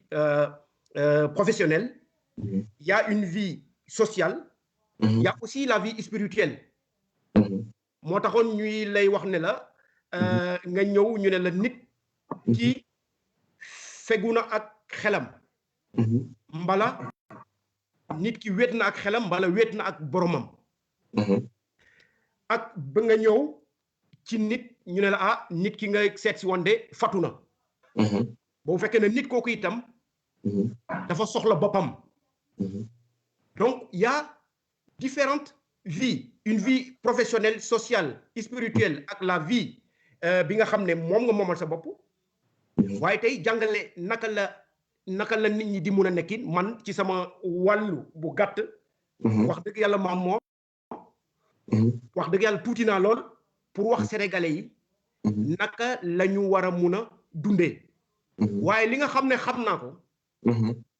te mu nekk lu néew. mooy ku ci nekk ku ne. sa bopp doy na la tool. te ku nekk. mébét bu baax bi nga xam ne moom lañ am ci wàllu dundin. ku ci nekk su ko jiyee ci boppam rek. su ko defee dina wërngël képp koo xam ne doomu aadama nga. kon jàngale bi nga xam ne moom lay wax. mooy dinaa tàmbalee continuer def ay jéego. jëmale ko ci sama bopp. ci nekkin bu rafet ak nit ñi. bu ñu waxee vie sociale. ma ne ñuy jàppalante ci suñ biir mooy li ñuy wax la solidarité. mais tey buñ ci xoolee ku ci mel ni fu mel ni Belgique gi. gis nañ ne daanaka amuñ luñ jàngal nit ñi. soo xoolee tey kuréel bu ci mel ni Sénégal. ak sénégalais yi nekk ci réew mi liñ joxe ci koom jëlee ko ci seeni poche ngir jàppale ñeneen ñu nekk ci ay jafe-jafe nga ëlbateku gis ay jigéen ñu nekk ci réew mu fii bokk ak ñun bàyyi seeni kër ci togg suba guddi ak bëccëg ngir dem di fekki nit ñi ngir am luñ leen di leen di toggal di leen di jox ngir jàppale leen ci jamono ñu jafe ji nga dem Sénégal fekk ka ñi lu mel noonu kon kay xam nga li ñuy wax mooy naka la ñuy dundee xam nañ ko ba pare waaye doomu aadama dafa di ne su jafe-jafe amee si la jàppalante di gën a bëri li ñu bëgg kay mooy ñu nekk ci jafe-jafe wala ñu ñàkk a nekk ci jafe-jafe nañu saxal wéyal jàppalante parce que nit soo ko boddee génnee ko ci biiri nit rek daanaka moom dooleem rek ci benn nit doyul kon solidarité boobu su nekkee ne yaakaar naa mun na am sama wax mun na tase ak li nga xam ne moom la soxna Mariam doon laajte waaye nañu continuer rek ci wéyal jàppalante bi même bu jàngoro ji weesoo am na solo loolu moom mooy li nga xam ne ci sama xalaat bu gàtt moom laa mun a tontu ci laaj boobu am na solo Assane ñu ñëw ci yow monsieur Niang waaw man li ma mën a tontu ci loolu mooy xam nga Sénégal Émile am na benn wax bu am solo bi mu waxoon sànq nee na déconstruction mentale dafa bàyyi ay séquelles yu bari ci ñoom ba tax na lépp loo xamante ne Sénégal la jóge rek dañuy jàpp ne baaxul xam nga yow tey boo nekkoon entreprise yow Mamor nga yor entreprise Sénégal defar fa ay dàll yoo xamante ne yu mucc ayib man ma ñëw indi benn dàll Belgique ne Belgique la jóge rek automatiquement Sénégal bi day jàpp ne bi mu indi moo gën sa ngaay ba baax na lool ah sa dàll ngaay yi baax na lool non fekk sa dàll sax moo gën mais dañu jàpp ne comme Sénégal la jóge rek dañuy jàpp ne baaxul loolu nag gis nga boo ko traduire au plan économique tu as la réponse à tout loolu yaakaaroon ne ak xeeb suñu bopp la rek nga ne yaakaaruma ne yaakaaroon ne loolu ñun ñoo xeeb suñu bopp rek mais dëgg la mais ma wax la benn affaire Mamor gis nga pour dëgg li nga wax ni gis nga africains yi wala sénégalais rek ñoo xamul solo si seen solo adduna bi xam nga boo demee ba benn rapport du Sénat en 2011 benn rapport Sénat français un rapport extrêmement fouillé xam lan la rapport bi conclure nee na France bu naroon imaginer un seul instant avenir am sans l'Afrique dee na dugg na ci guuta alors ma dëggal li nga wax waaw Union européenne nee na ñoom le destin disons de l'Union européenne est lié à celui de l'Afrique newul le destin Afrique dafa lié à bu Union européenne mais neen le destin de l'Europe est lié à celui de l'Afrique mais loolu lan qu'est-ce que ça explique loolu moo lay wan ni africains yi kese ñoom ñoo xamul solo suñu am gis nga boo ko ramené maintenant sur le plan économique Sénégal mais Sénégal suñu économie mais xam nga yow tey boo amee benn su ma jëlee man par exemple benn 1 million de francs par exemple ma ne 1 million de francs bi dama ko bëgg a dépenser dans un circuit mais imagine circuit boobu bu doon des par exemple entre les Sénégalais gis nga li mu nar a jur ci alal kenn xamul nu mu toll parce que man su ma nee su ma la wooyee ne la ah mais Mamor dama soxla par exemple tel service yow nga ne mais am na benn service am na benn gaan boo xam ne xam naa ko peut-être comptable nga jël ko mu doon Sénégalais comptable bi soxla par exemple fourniture yoo xam ne moom lay liggéey mu dem commandé ko ci benn Sénégalais Sénégalais bi nga xamante ne moo ko jaay fourniture yi usine bi mu koy jaayee bu nekk dañ ko defar Sénégal donc boo xoolee da ngay créer benn genre benn cercle vertueux mais bu nekk man dama équité 1 million ne dama ko soxla ma jaar ci yow nga jaar ci benn comptable boo xamante ne fenn lu jógee kooku jaar ci benn entreprise boo xamante ne daf ko export da ko importé donc finalement xaalis bi nga xam ne moom laa dugal donte dina am benn partie boo xamante ne dina dugg Sénégal mais partie bu ndaw lay doon tout le reste day dem di alimenter liggéeyu keneen moo tax ma jàpp ne gis nga pour répondre à la question naka la ñu war a apprendre di dund mooy il faut qu'on revienne finalement à une approche inclusive c'est-à-dire que man su ma soxlee lenn ma soxla ceeb ma soxla diwlin ma soxla tomate naa jënd li nga xam ne moom la Sénégal bi defar parce que boo jëndee tomate bi nga xamante ne Sénégal lañ ko produire yaa ngi jàppale emploi yaa ngi jàppale industrie bi yaa ngi jàppale baykat bi donc tu es en train de mettre en avant la production locale. monsieur Niang loolu nan lañ mën a def ñun sénégalais yi ba nga xam ne ci suñuy xel ak suñuy xalaat dinañ jublu ci loolu nan lañ mën a def. mais loolu bu weesoo nit ki xam ni moom dafa war a am benn genre je ne sais pas état d'esprit. baal ma àggale question bi gis nga yaakaar ne suñu dirigeant yi bu commencé woon ca ñoom lañ ci seen col ci li ñuy toog bureau yi ñuy toog ak lépp. exactement ko defar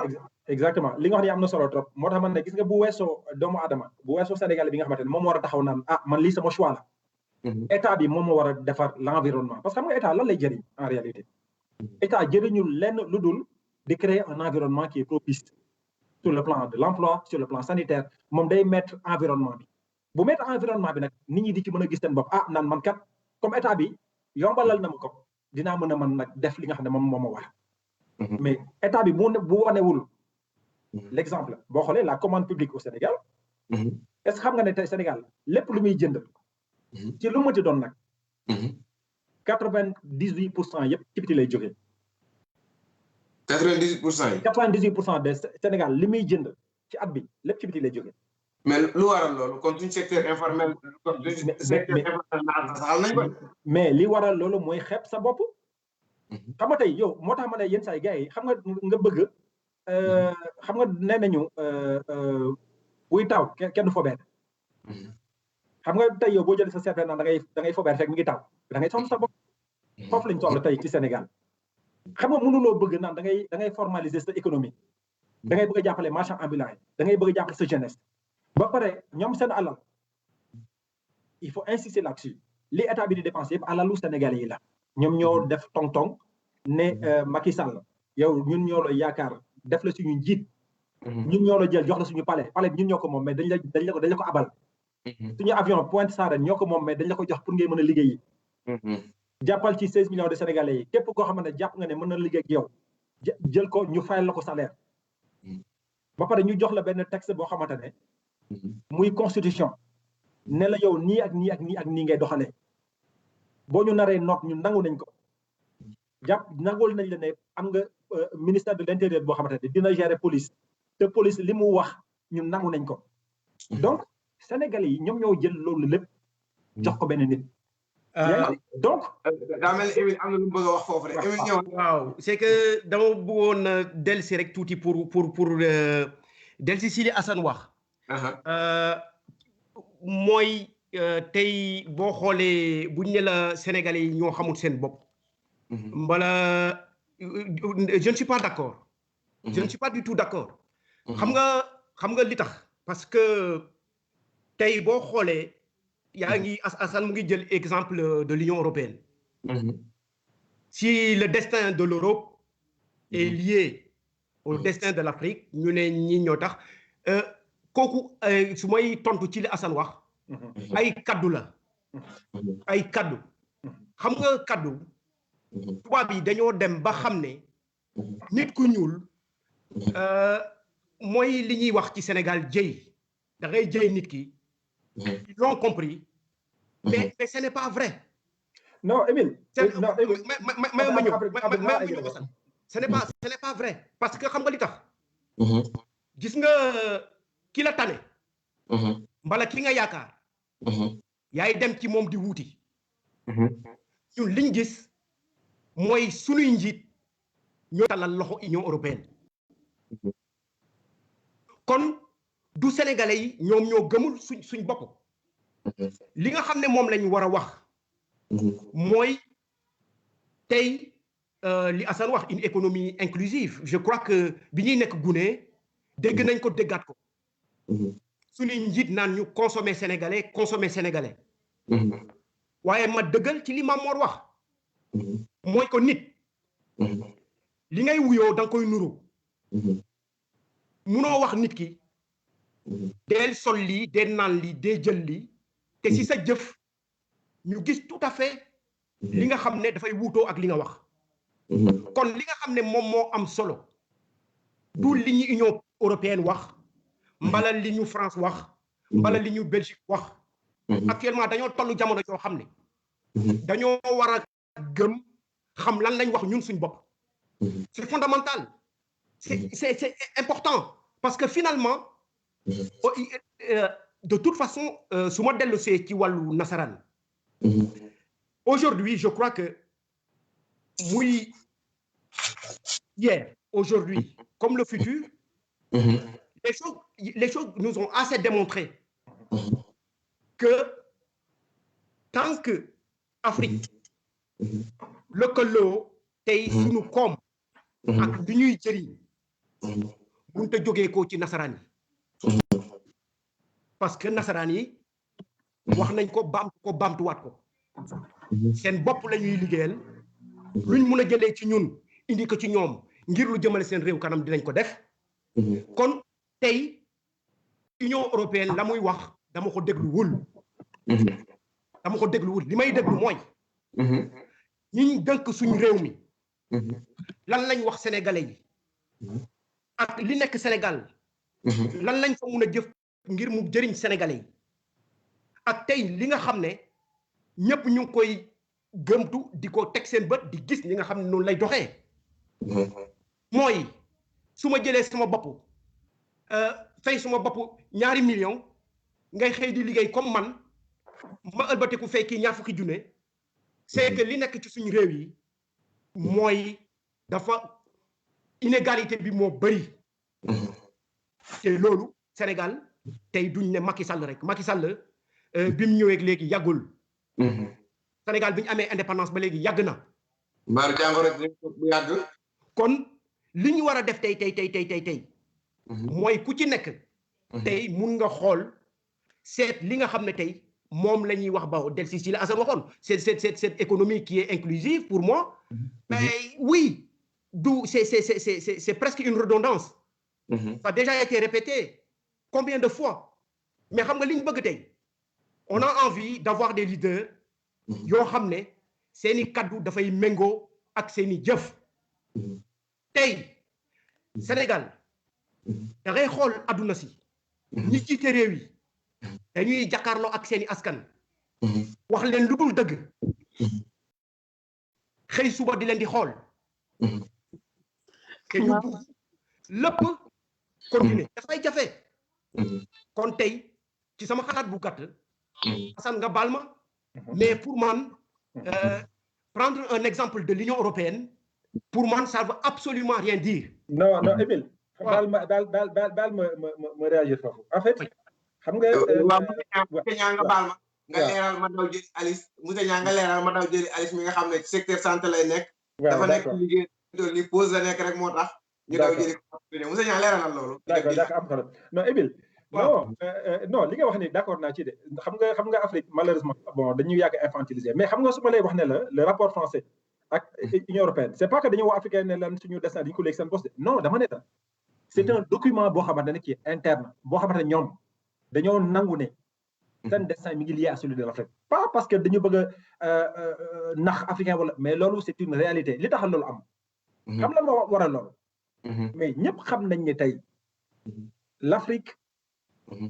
52% des richesses de ce monde ñu ngi Afrique 52%. Mais boo jëlee benn pays comme la France c'est un exemple. Mais France amul pétrole.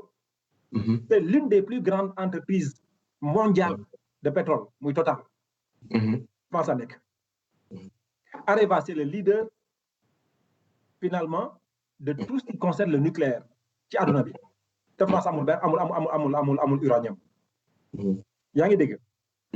exemple yi du jeex. France amul benn gisement or. Les 3e réserves mondiales d'or fan lañ nekk France lañ nekk. yaa ngi dégg donc li ma la bëgg a wax foofu mooy loolu c'est une réalité. problème mu Afrique. am fan la nekk. le problème de l'Afrique c'est que ñoom rek ñoo xamul solo suñu am loolu dama koy bamtuwaat dama koy wax parce que loolu c'est la réalité. tubaab yi ñoom ñoo xam suñu importance moo tax ñoom ñoo ñëw di ñu noot di jël suñu nga xam ne moom lañu soxla. parce que xam nañu lépp li nga xamante ne dañ ko soxla mais imagine par exemple un pays comme le Congo. ambassadeur Chine ba muy finaliser sa mission. ma teg tubaab yi de côté. en RDC mu def benn discours xam nga lan la wax président Joseph Kabila à l'époque mu ne maa ngi quitté ce pays mais benn remarque laa bëgg a def mu ne am na benn université bi nekk fii Belgique je crois que c'est l'université bi gère tout ce qui concerne les recherches agricoles xam nga ban ville la nekk fàttali naa ville bi Jean-Boulo exactement voilà dafa def une cartographie des terres arables ci àdduna bi Chine ambassadeur bi ne terre bi nga xamante ne moom moo nekk les spécificités par exemple du sol en RDC sont à peu près similaires à celles qu'on peut trouver en Chine ñoo xaw a ñuroo boo c'est-à-dire que boo jëlee par exemple suuf su RDC ak nga jël suuf su Chine li nga xamante ne moom la ñuy indi ci wàllu rendement agricole boo xoolee à peu près c'est la même chose sur le plan de la taille boo xoolee c'est à peu près les mêmes tailles mu ne la Chine agriculture Chine mi ngi dundal chinois donc 1,3 milliard d'habitants et le reste est la moitié de la planète RDC ils sont 80 millions d'habitants seen agriculture mënul sax dundal la moitié de la population donc loolu daf lay wan lan daf lay wan ni gis nga lépp li nga xamante dañ ko am en termes de ressources naturelles en termes de richesse ñun ñu koy jëriñoo mais su ma jëlee beneen exemple ma daaneele foofu mooy boo xoolee téléphone portable yi nga xam ne moom la ñu utiliser ci àdduna bi est-ce que xam nga ne 90% mooy le coltan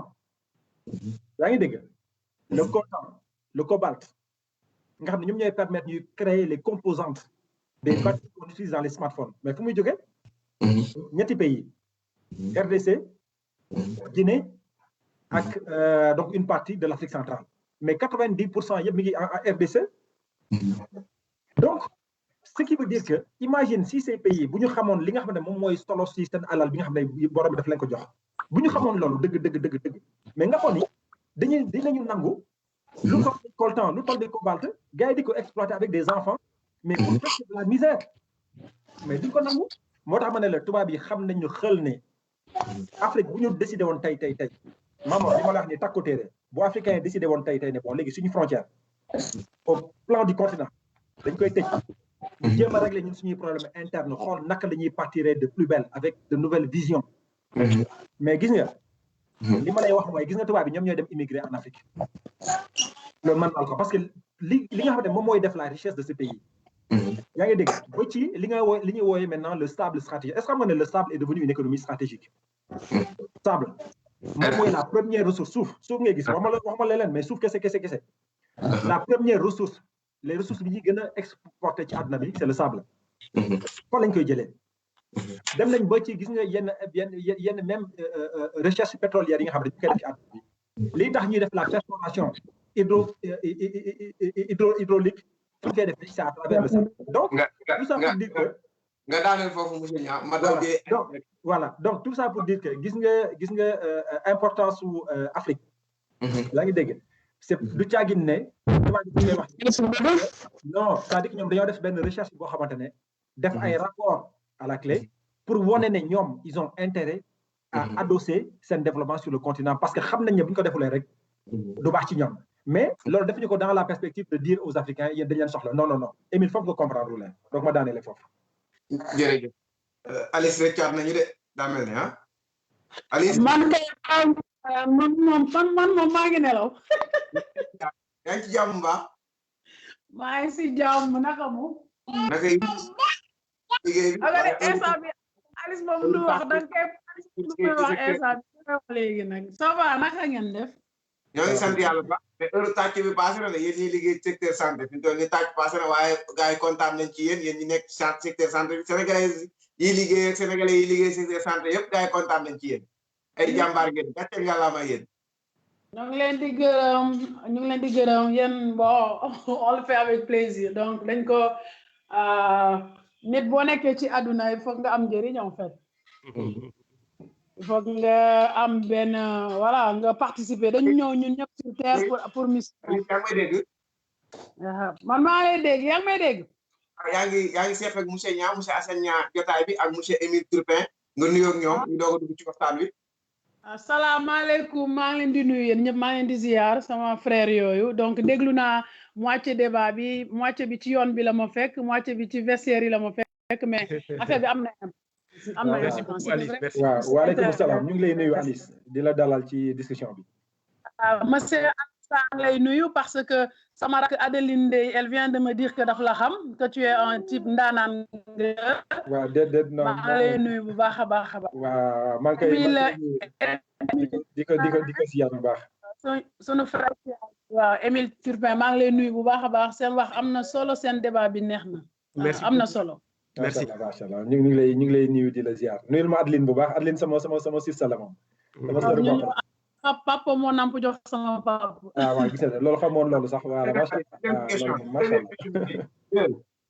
Alice. waaw. Alice yow mi nga xam ne da ngay liggéey ci secteur santé. yaa ngi ci diwaanu Belgique nga gis Belgique mbas mi bi mu fi dugg see maanaam pandémie bi wala Covid 19 bi mu dugg see nga gis taxawaay bi ngeen am yéen. di ko yéen ñi nga xam ne yéen nekk secteur santé bi ban problème la Sénégal am ba moom chaque jour gars yi di débattre ne bu li dal Europe bu accès Sénégal rek musiba dinañu dal ban jàngat nga ci am. Oh, c'est difficile pour moi. Bon, je sais pas par rapport ak fii Sénégal damay xool affaire yi nouveau ñu ko waxee nouvelle yi xaw ma duma naka laa ko mën a waxee sax attends quoi olof bi dafa metti de donc Sénégal. mais peut-être mun nga wax tubaab bu fekkee moo gën a yokk. déggatuñ la de Alice.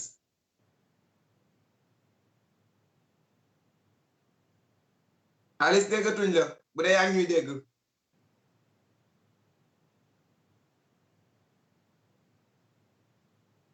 allo. léegi. yéen a may dégg. waaw commencé laatal. waaw dama ne Sénégal connecté wu ma trop avec le Sénégal mais fii moo ëpp cas Sénégal heureusement yàlla sutura nañu ba fii ba amuñu toll ni cas yi am fii ñuy gis chaque jour fii comme Italie ay Espagne ak Belgique mais fii moo gën a am organisation que Sénégal ci sama point de vue. voilà que xëy na tamit que nuñ ko waxatee yàlla moo ñu sutura parce que li dal fii bu daloon Sénégal kon tey duñ ko waxati parce que ñun dañu am benn mentalité bu grave discipline dafa des Sénégal. parce que Sénégal comme sànq dégg naa si ñaar ñi ñoom Émile ak Alassane xaw ma kan la si j'ai bien compris mesures yi ñu jël président bi affaire yi commencé lépp lu ñu digle kenn du ko def mais toujours lu nekk dafa war a méngoo dëkk yi duñu benn. coronavirus bi nuñ ko dundee fii moo gën a metti que fële mais fii malgré système de santé bi lu ma bëgg a wax mooy fii la gën a baaxee dëgëre que au Sénégal. loolu li tax nga ne système de santé bi fii la gën a dëgëre ci Sénégal ci manque de formation la wala manque de matériel la wala lan la. manque de matériel tey au Sénégal quand tu es malade nga dem ci hôpital on te demande de payer un ticket on te demande si des fois on te demande même est-ce que lan mooy sa fonction jëkkër pour ñu mun la jël en charge donc on est en 2020 et au Sénégal il y a des gens qui n'ont pas accès aux soins médicaux c'est ce que je veux dire. Or que aujourd'hui di nga bëgg a méngale mooy comme fii boo ñëwee dañ lay faj ba pare doog laa laaj. voilà je suis malade aujourd'hui en Belgique am naa mutuelle am naa sécurité sociale j'arrive à l'hôpital on prend ma carte d'identité on me prend en charge directement on va pas commencer à me demander all sa famille kan moo mën a jënd perfusion bu ñu lay perfuser et tout ça c'est dommage et que voilà xëy na tamit yooyu yëpp day def ni yàlla coronavirus bi bu yeggoon Sénégal comme nu mu fi mel on en parle tey duñ ko waxati ñëpp xanaa sama gars yi sama papa keneen ak keneen ñëpp nañu dee parce que mesures yi ñu am fii déjà fii sax ils s'en sortaient pas da ngay dem hôpital kii du ñu doy matériel yi wala nga egg en retard ñii ñu ngi soins intensifs aujourd'hui en Belgique on est à 1750 des personnes aujourd'hui qui sont aux soins intensifs dégg nga voilà ci benn semaine maison de repos benn semaine ñun on a enregistré ay 10 décès te ñooñu pourtant ñooñu ëpp matériel am nañu sécurité sociale am nañu lu bari pandémie bi tey ñëw na tànnul pauvre tànnul ku riche donc tey nga am sécurité sociale ou pas bon coronavirus Covid bi beneen volet la parce que ñëpp bu ñu demandé hôpital dañuy man gis naa hôpital ba nga xamante ne yegg nañu la personne qui avait 98 ans on a pu sauver le gamin qui a 25 ans voilà parce que kooku xëy na moo gën a du question du nit sax wala dara mais bu ñuy doole bi kële moo gënoon a mën a récupérer mère bu nga xamante ne xëy na bu ñu ko branché sax suba mu gaañu voilà mais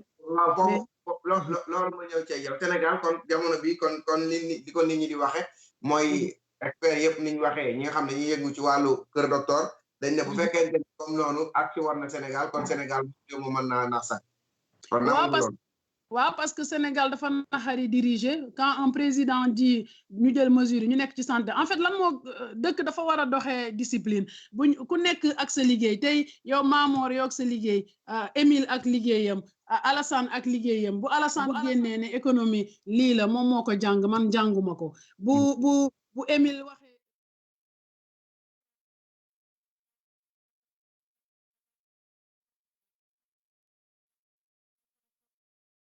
tuñu seeni doom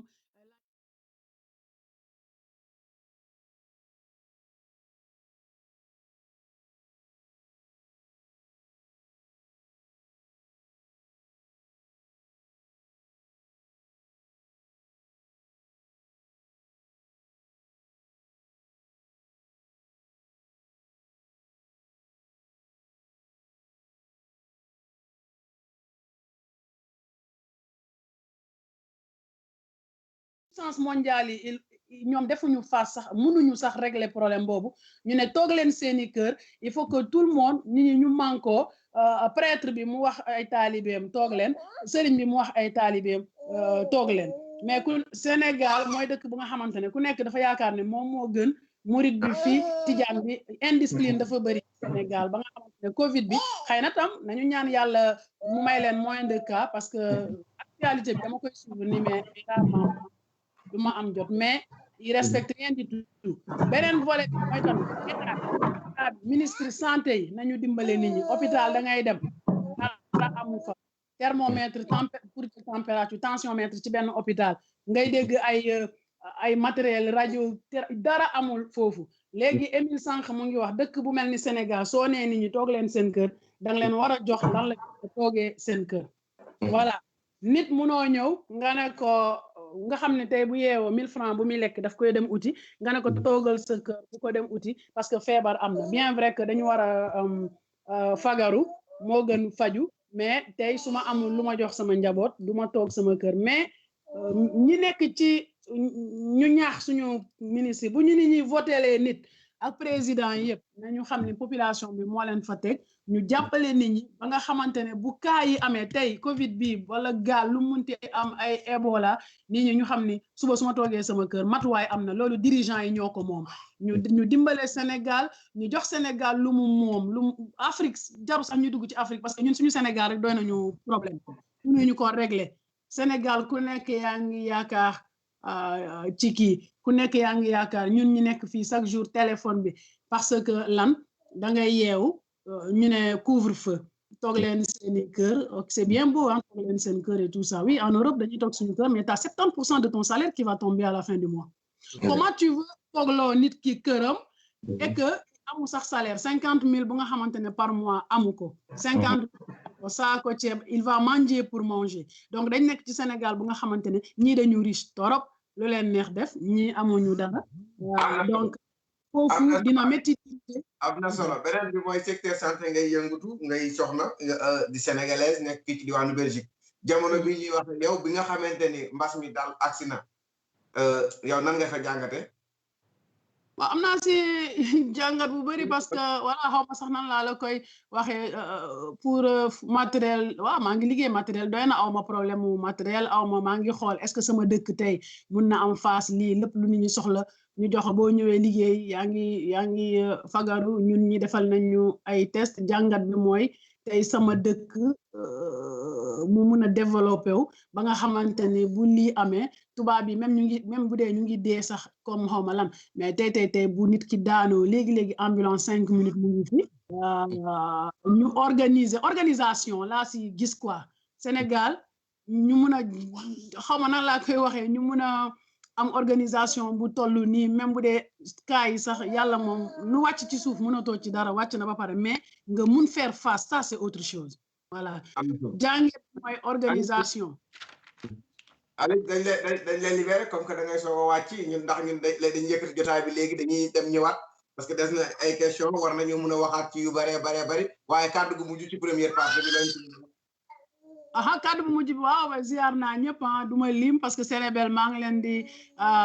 merci beaucoup un grand merci ñëpp sama grand yow Mamour sama yaa man maay sa fan numéro 1 je t'adore c'est incroyable monsieur Émile xam naa jot naa ko gis c'est un type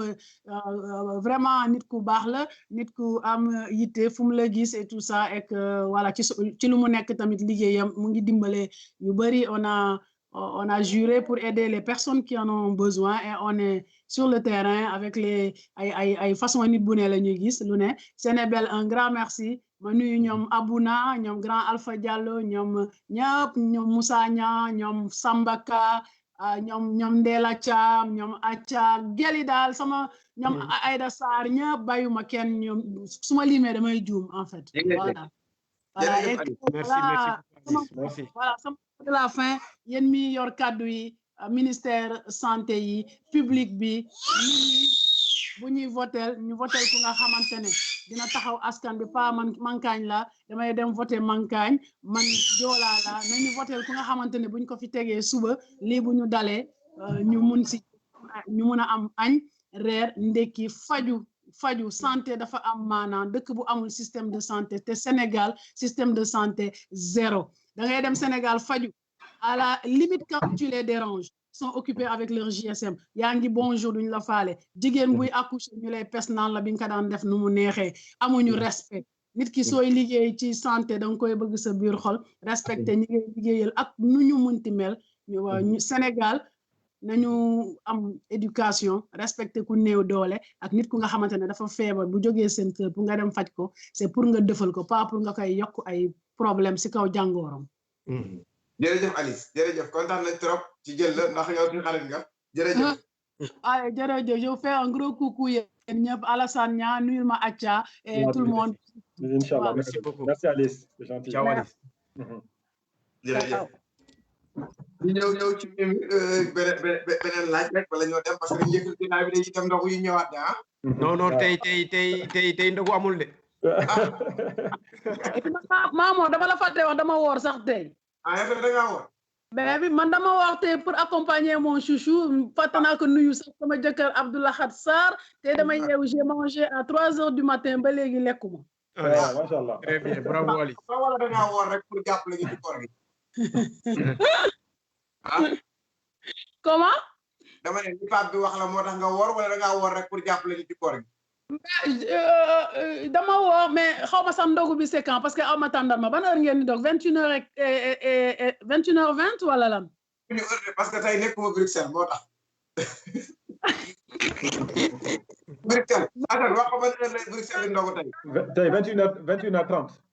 yow da nga raté yow je voulais te montrer sama journée à l'hôpital. non mais yàlla nañu dundee chrétien yi julli ànd ak ñoom ci biir. waaw ñun moom tur yàlla ñuy non ñun ña ngeen ni moom tur yàlla ñuy dundee quoi mais Alice 21h29 ngeen ndogu. 21h ñaata. 29. 29. waaw Alice dañ lay bàyyi nga daw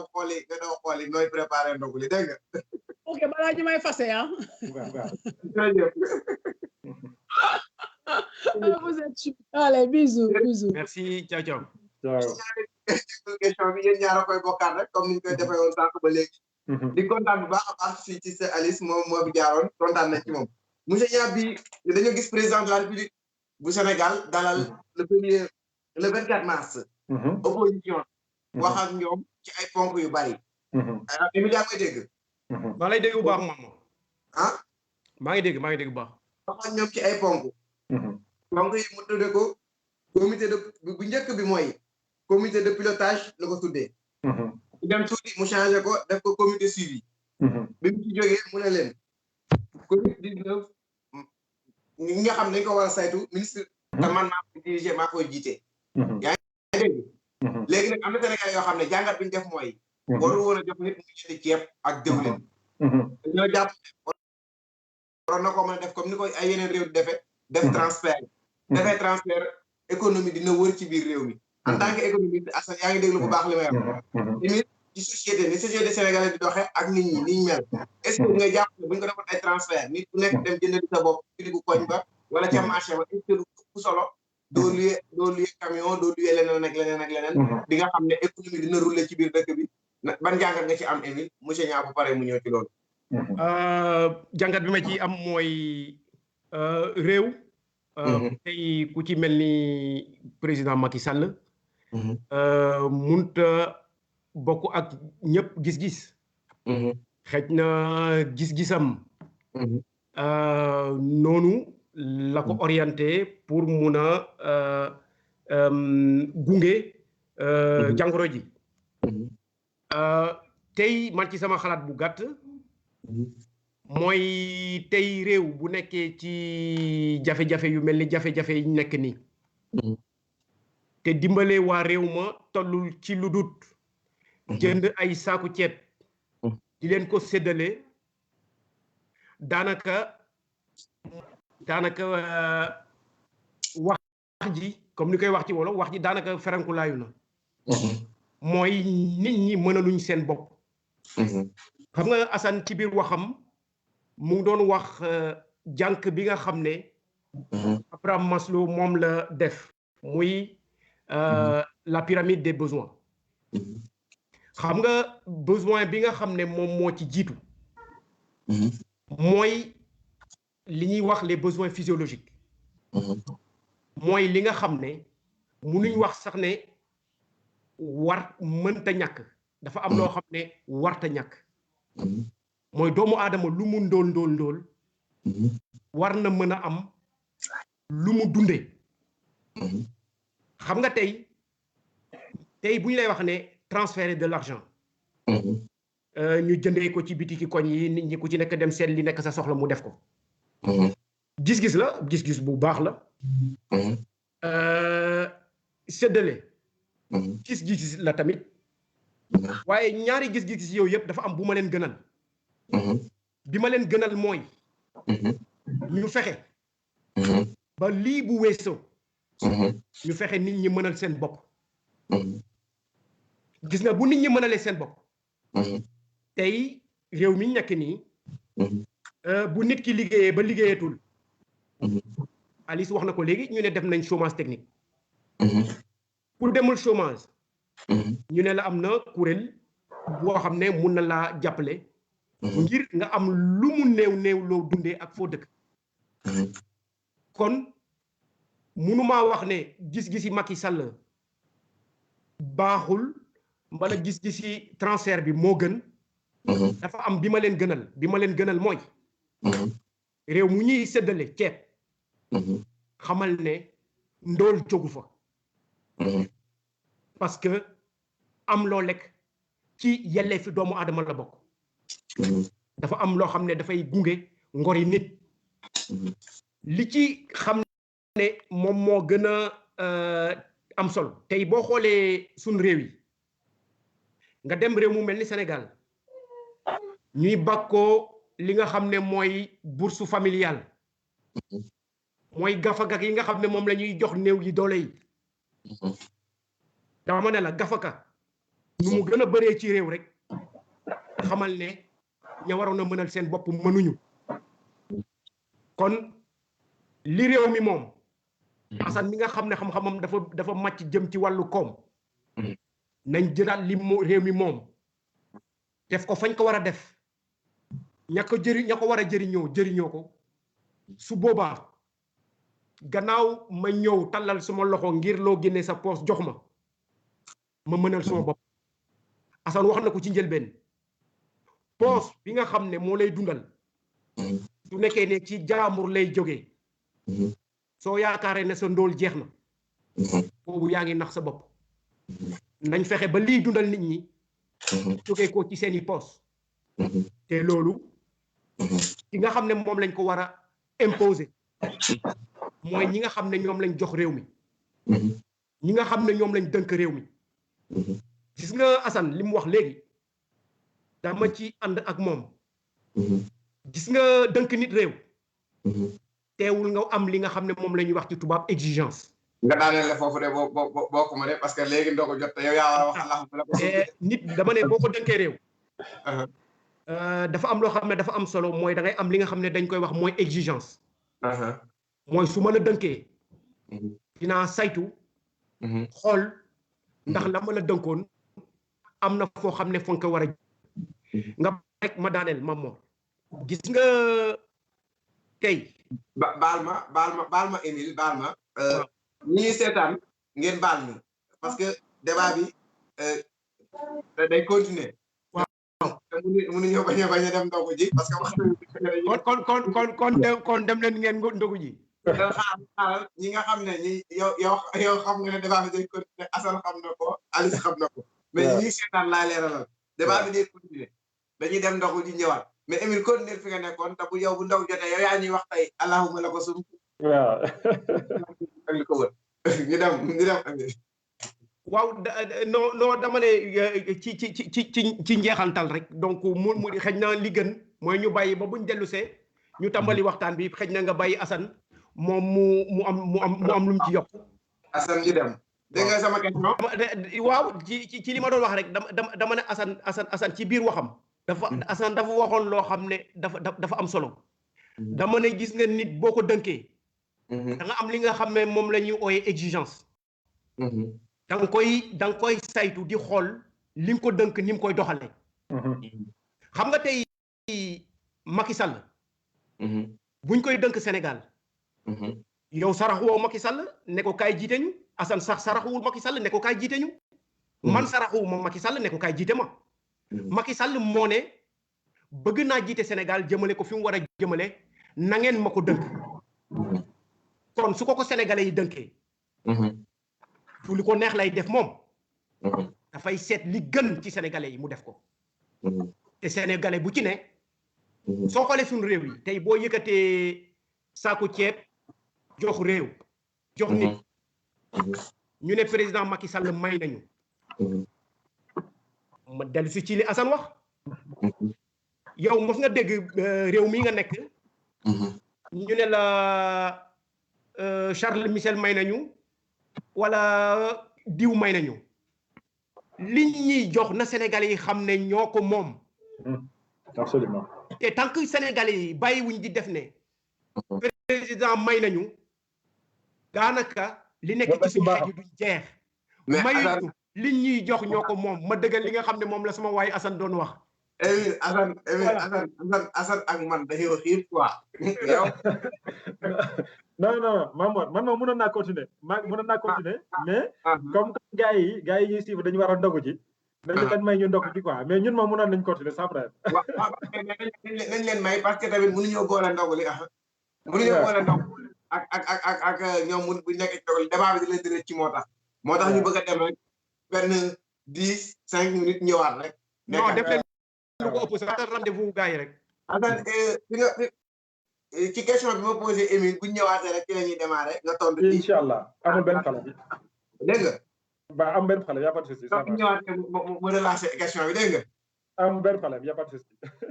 allez ngeen doog a jàmm. kon bis kanam incha allah allez jaajëf. li ko wër. allahumma lak sumtu. voilà merci beaucoup. allez jaajëf merci beaucoup. bon dogu Assane merci à tout à l'heure. allez Émile allez ban heure la ñuy dellusi. bu ñuy ñëwaat rek dinañ la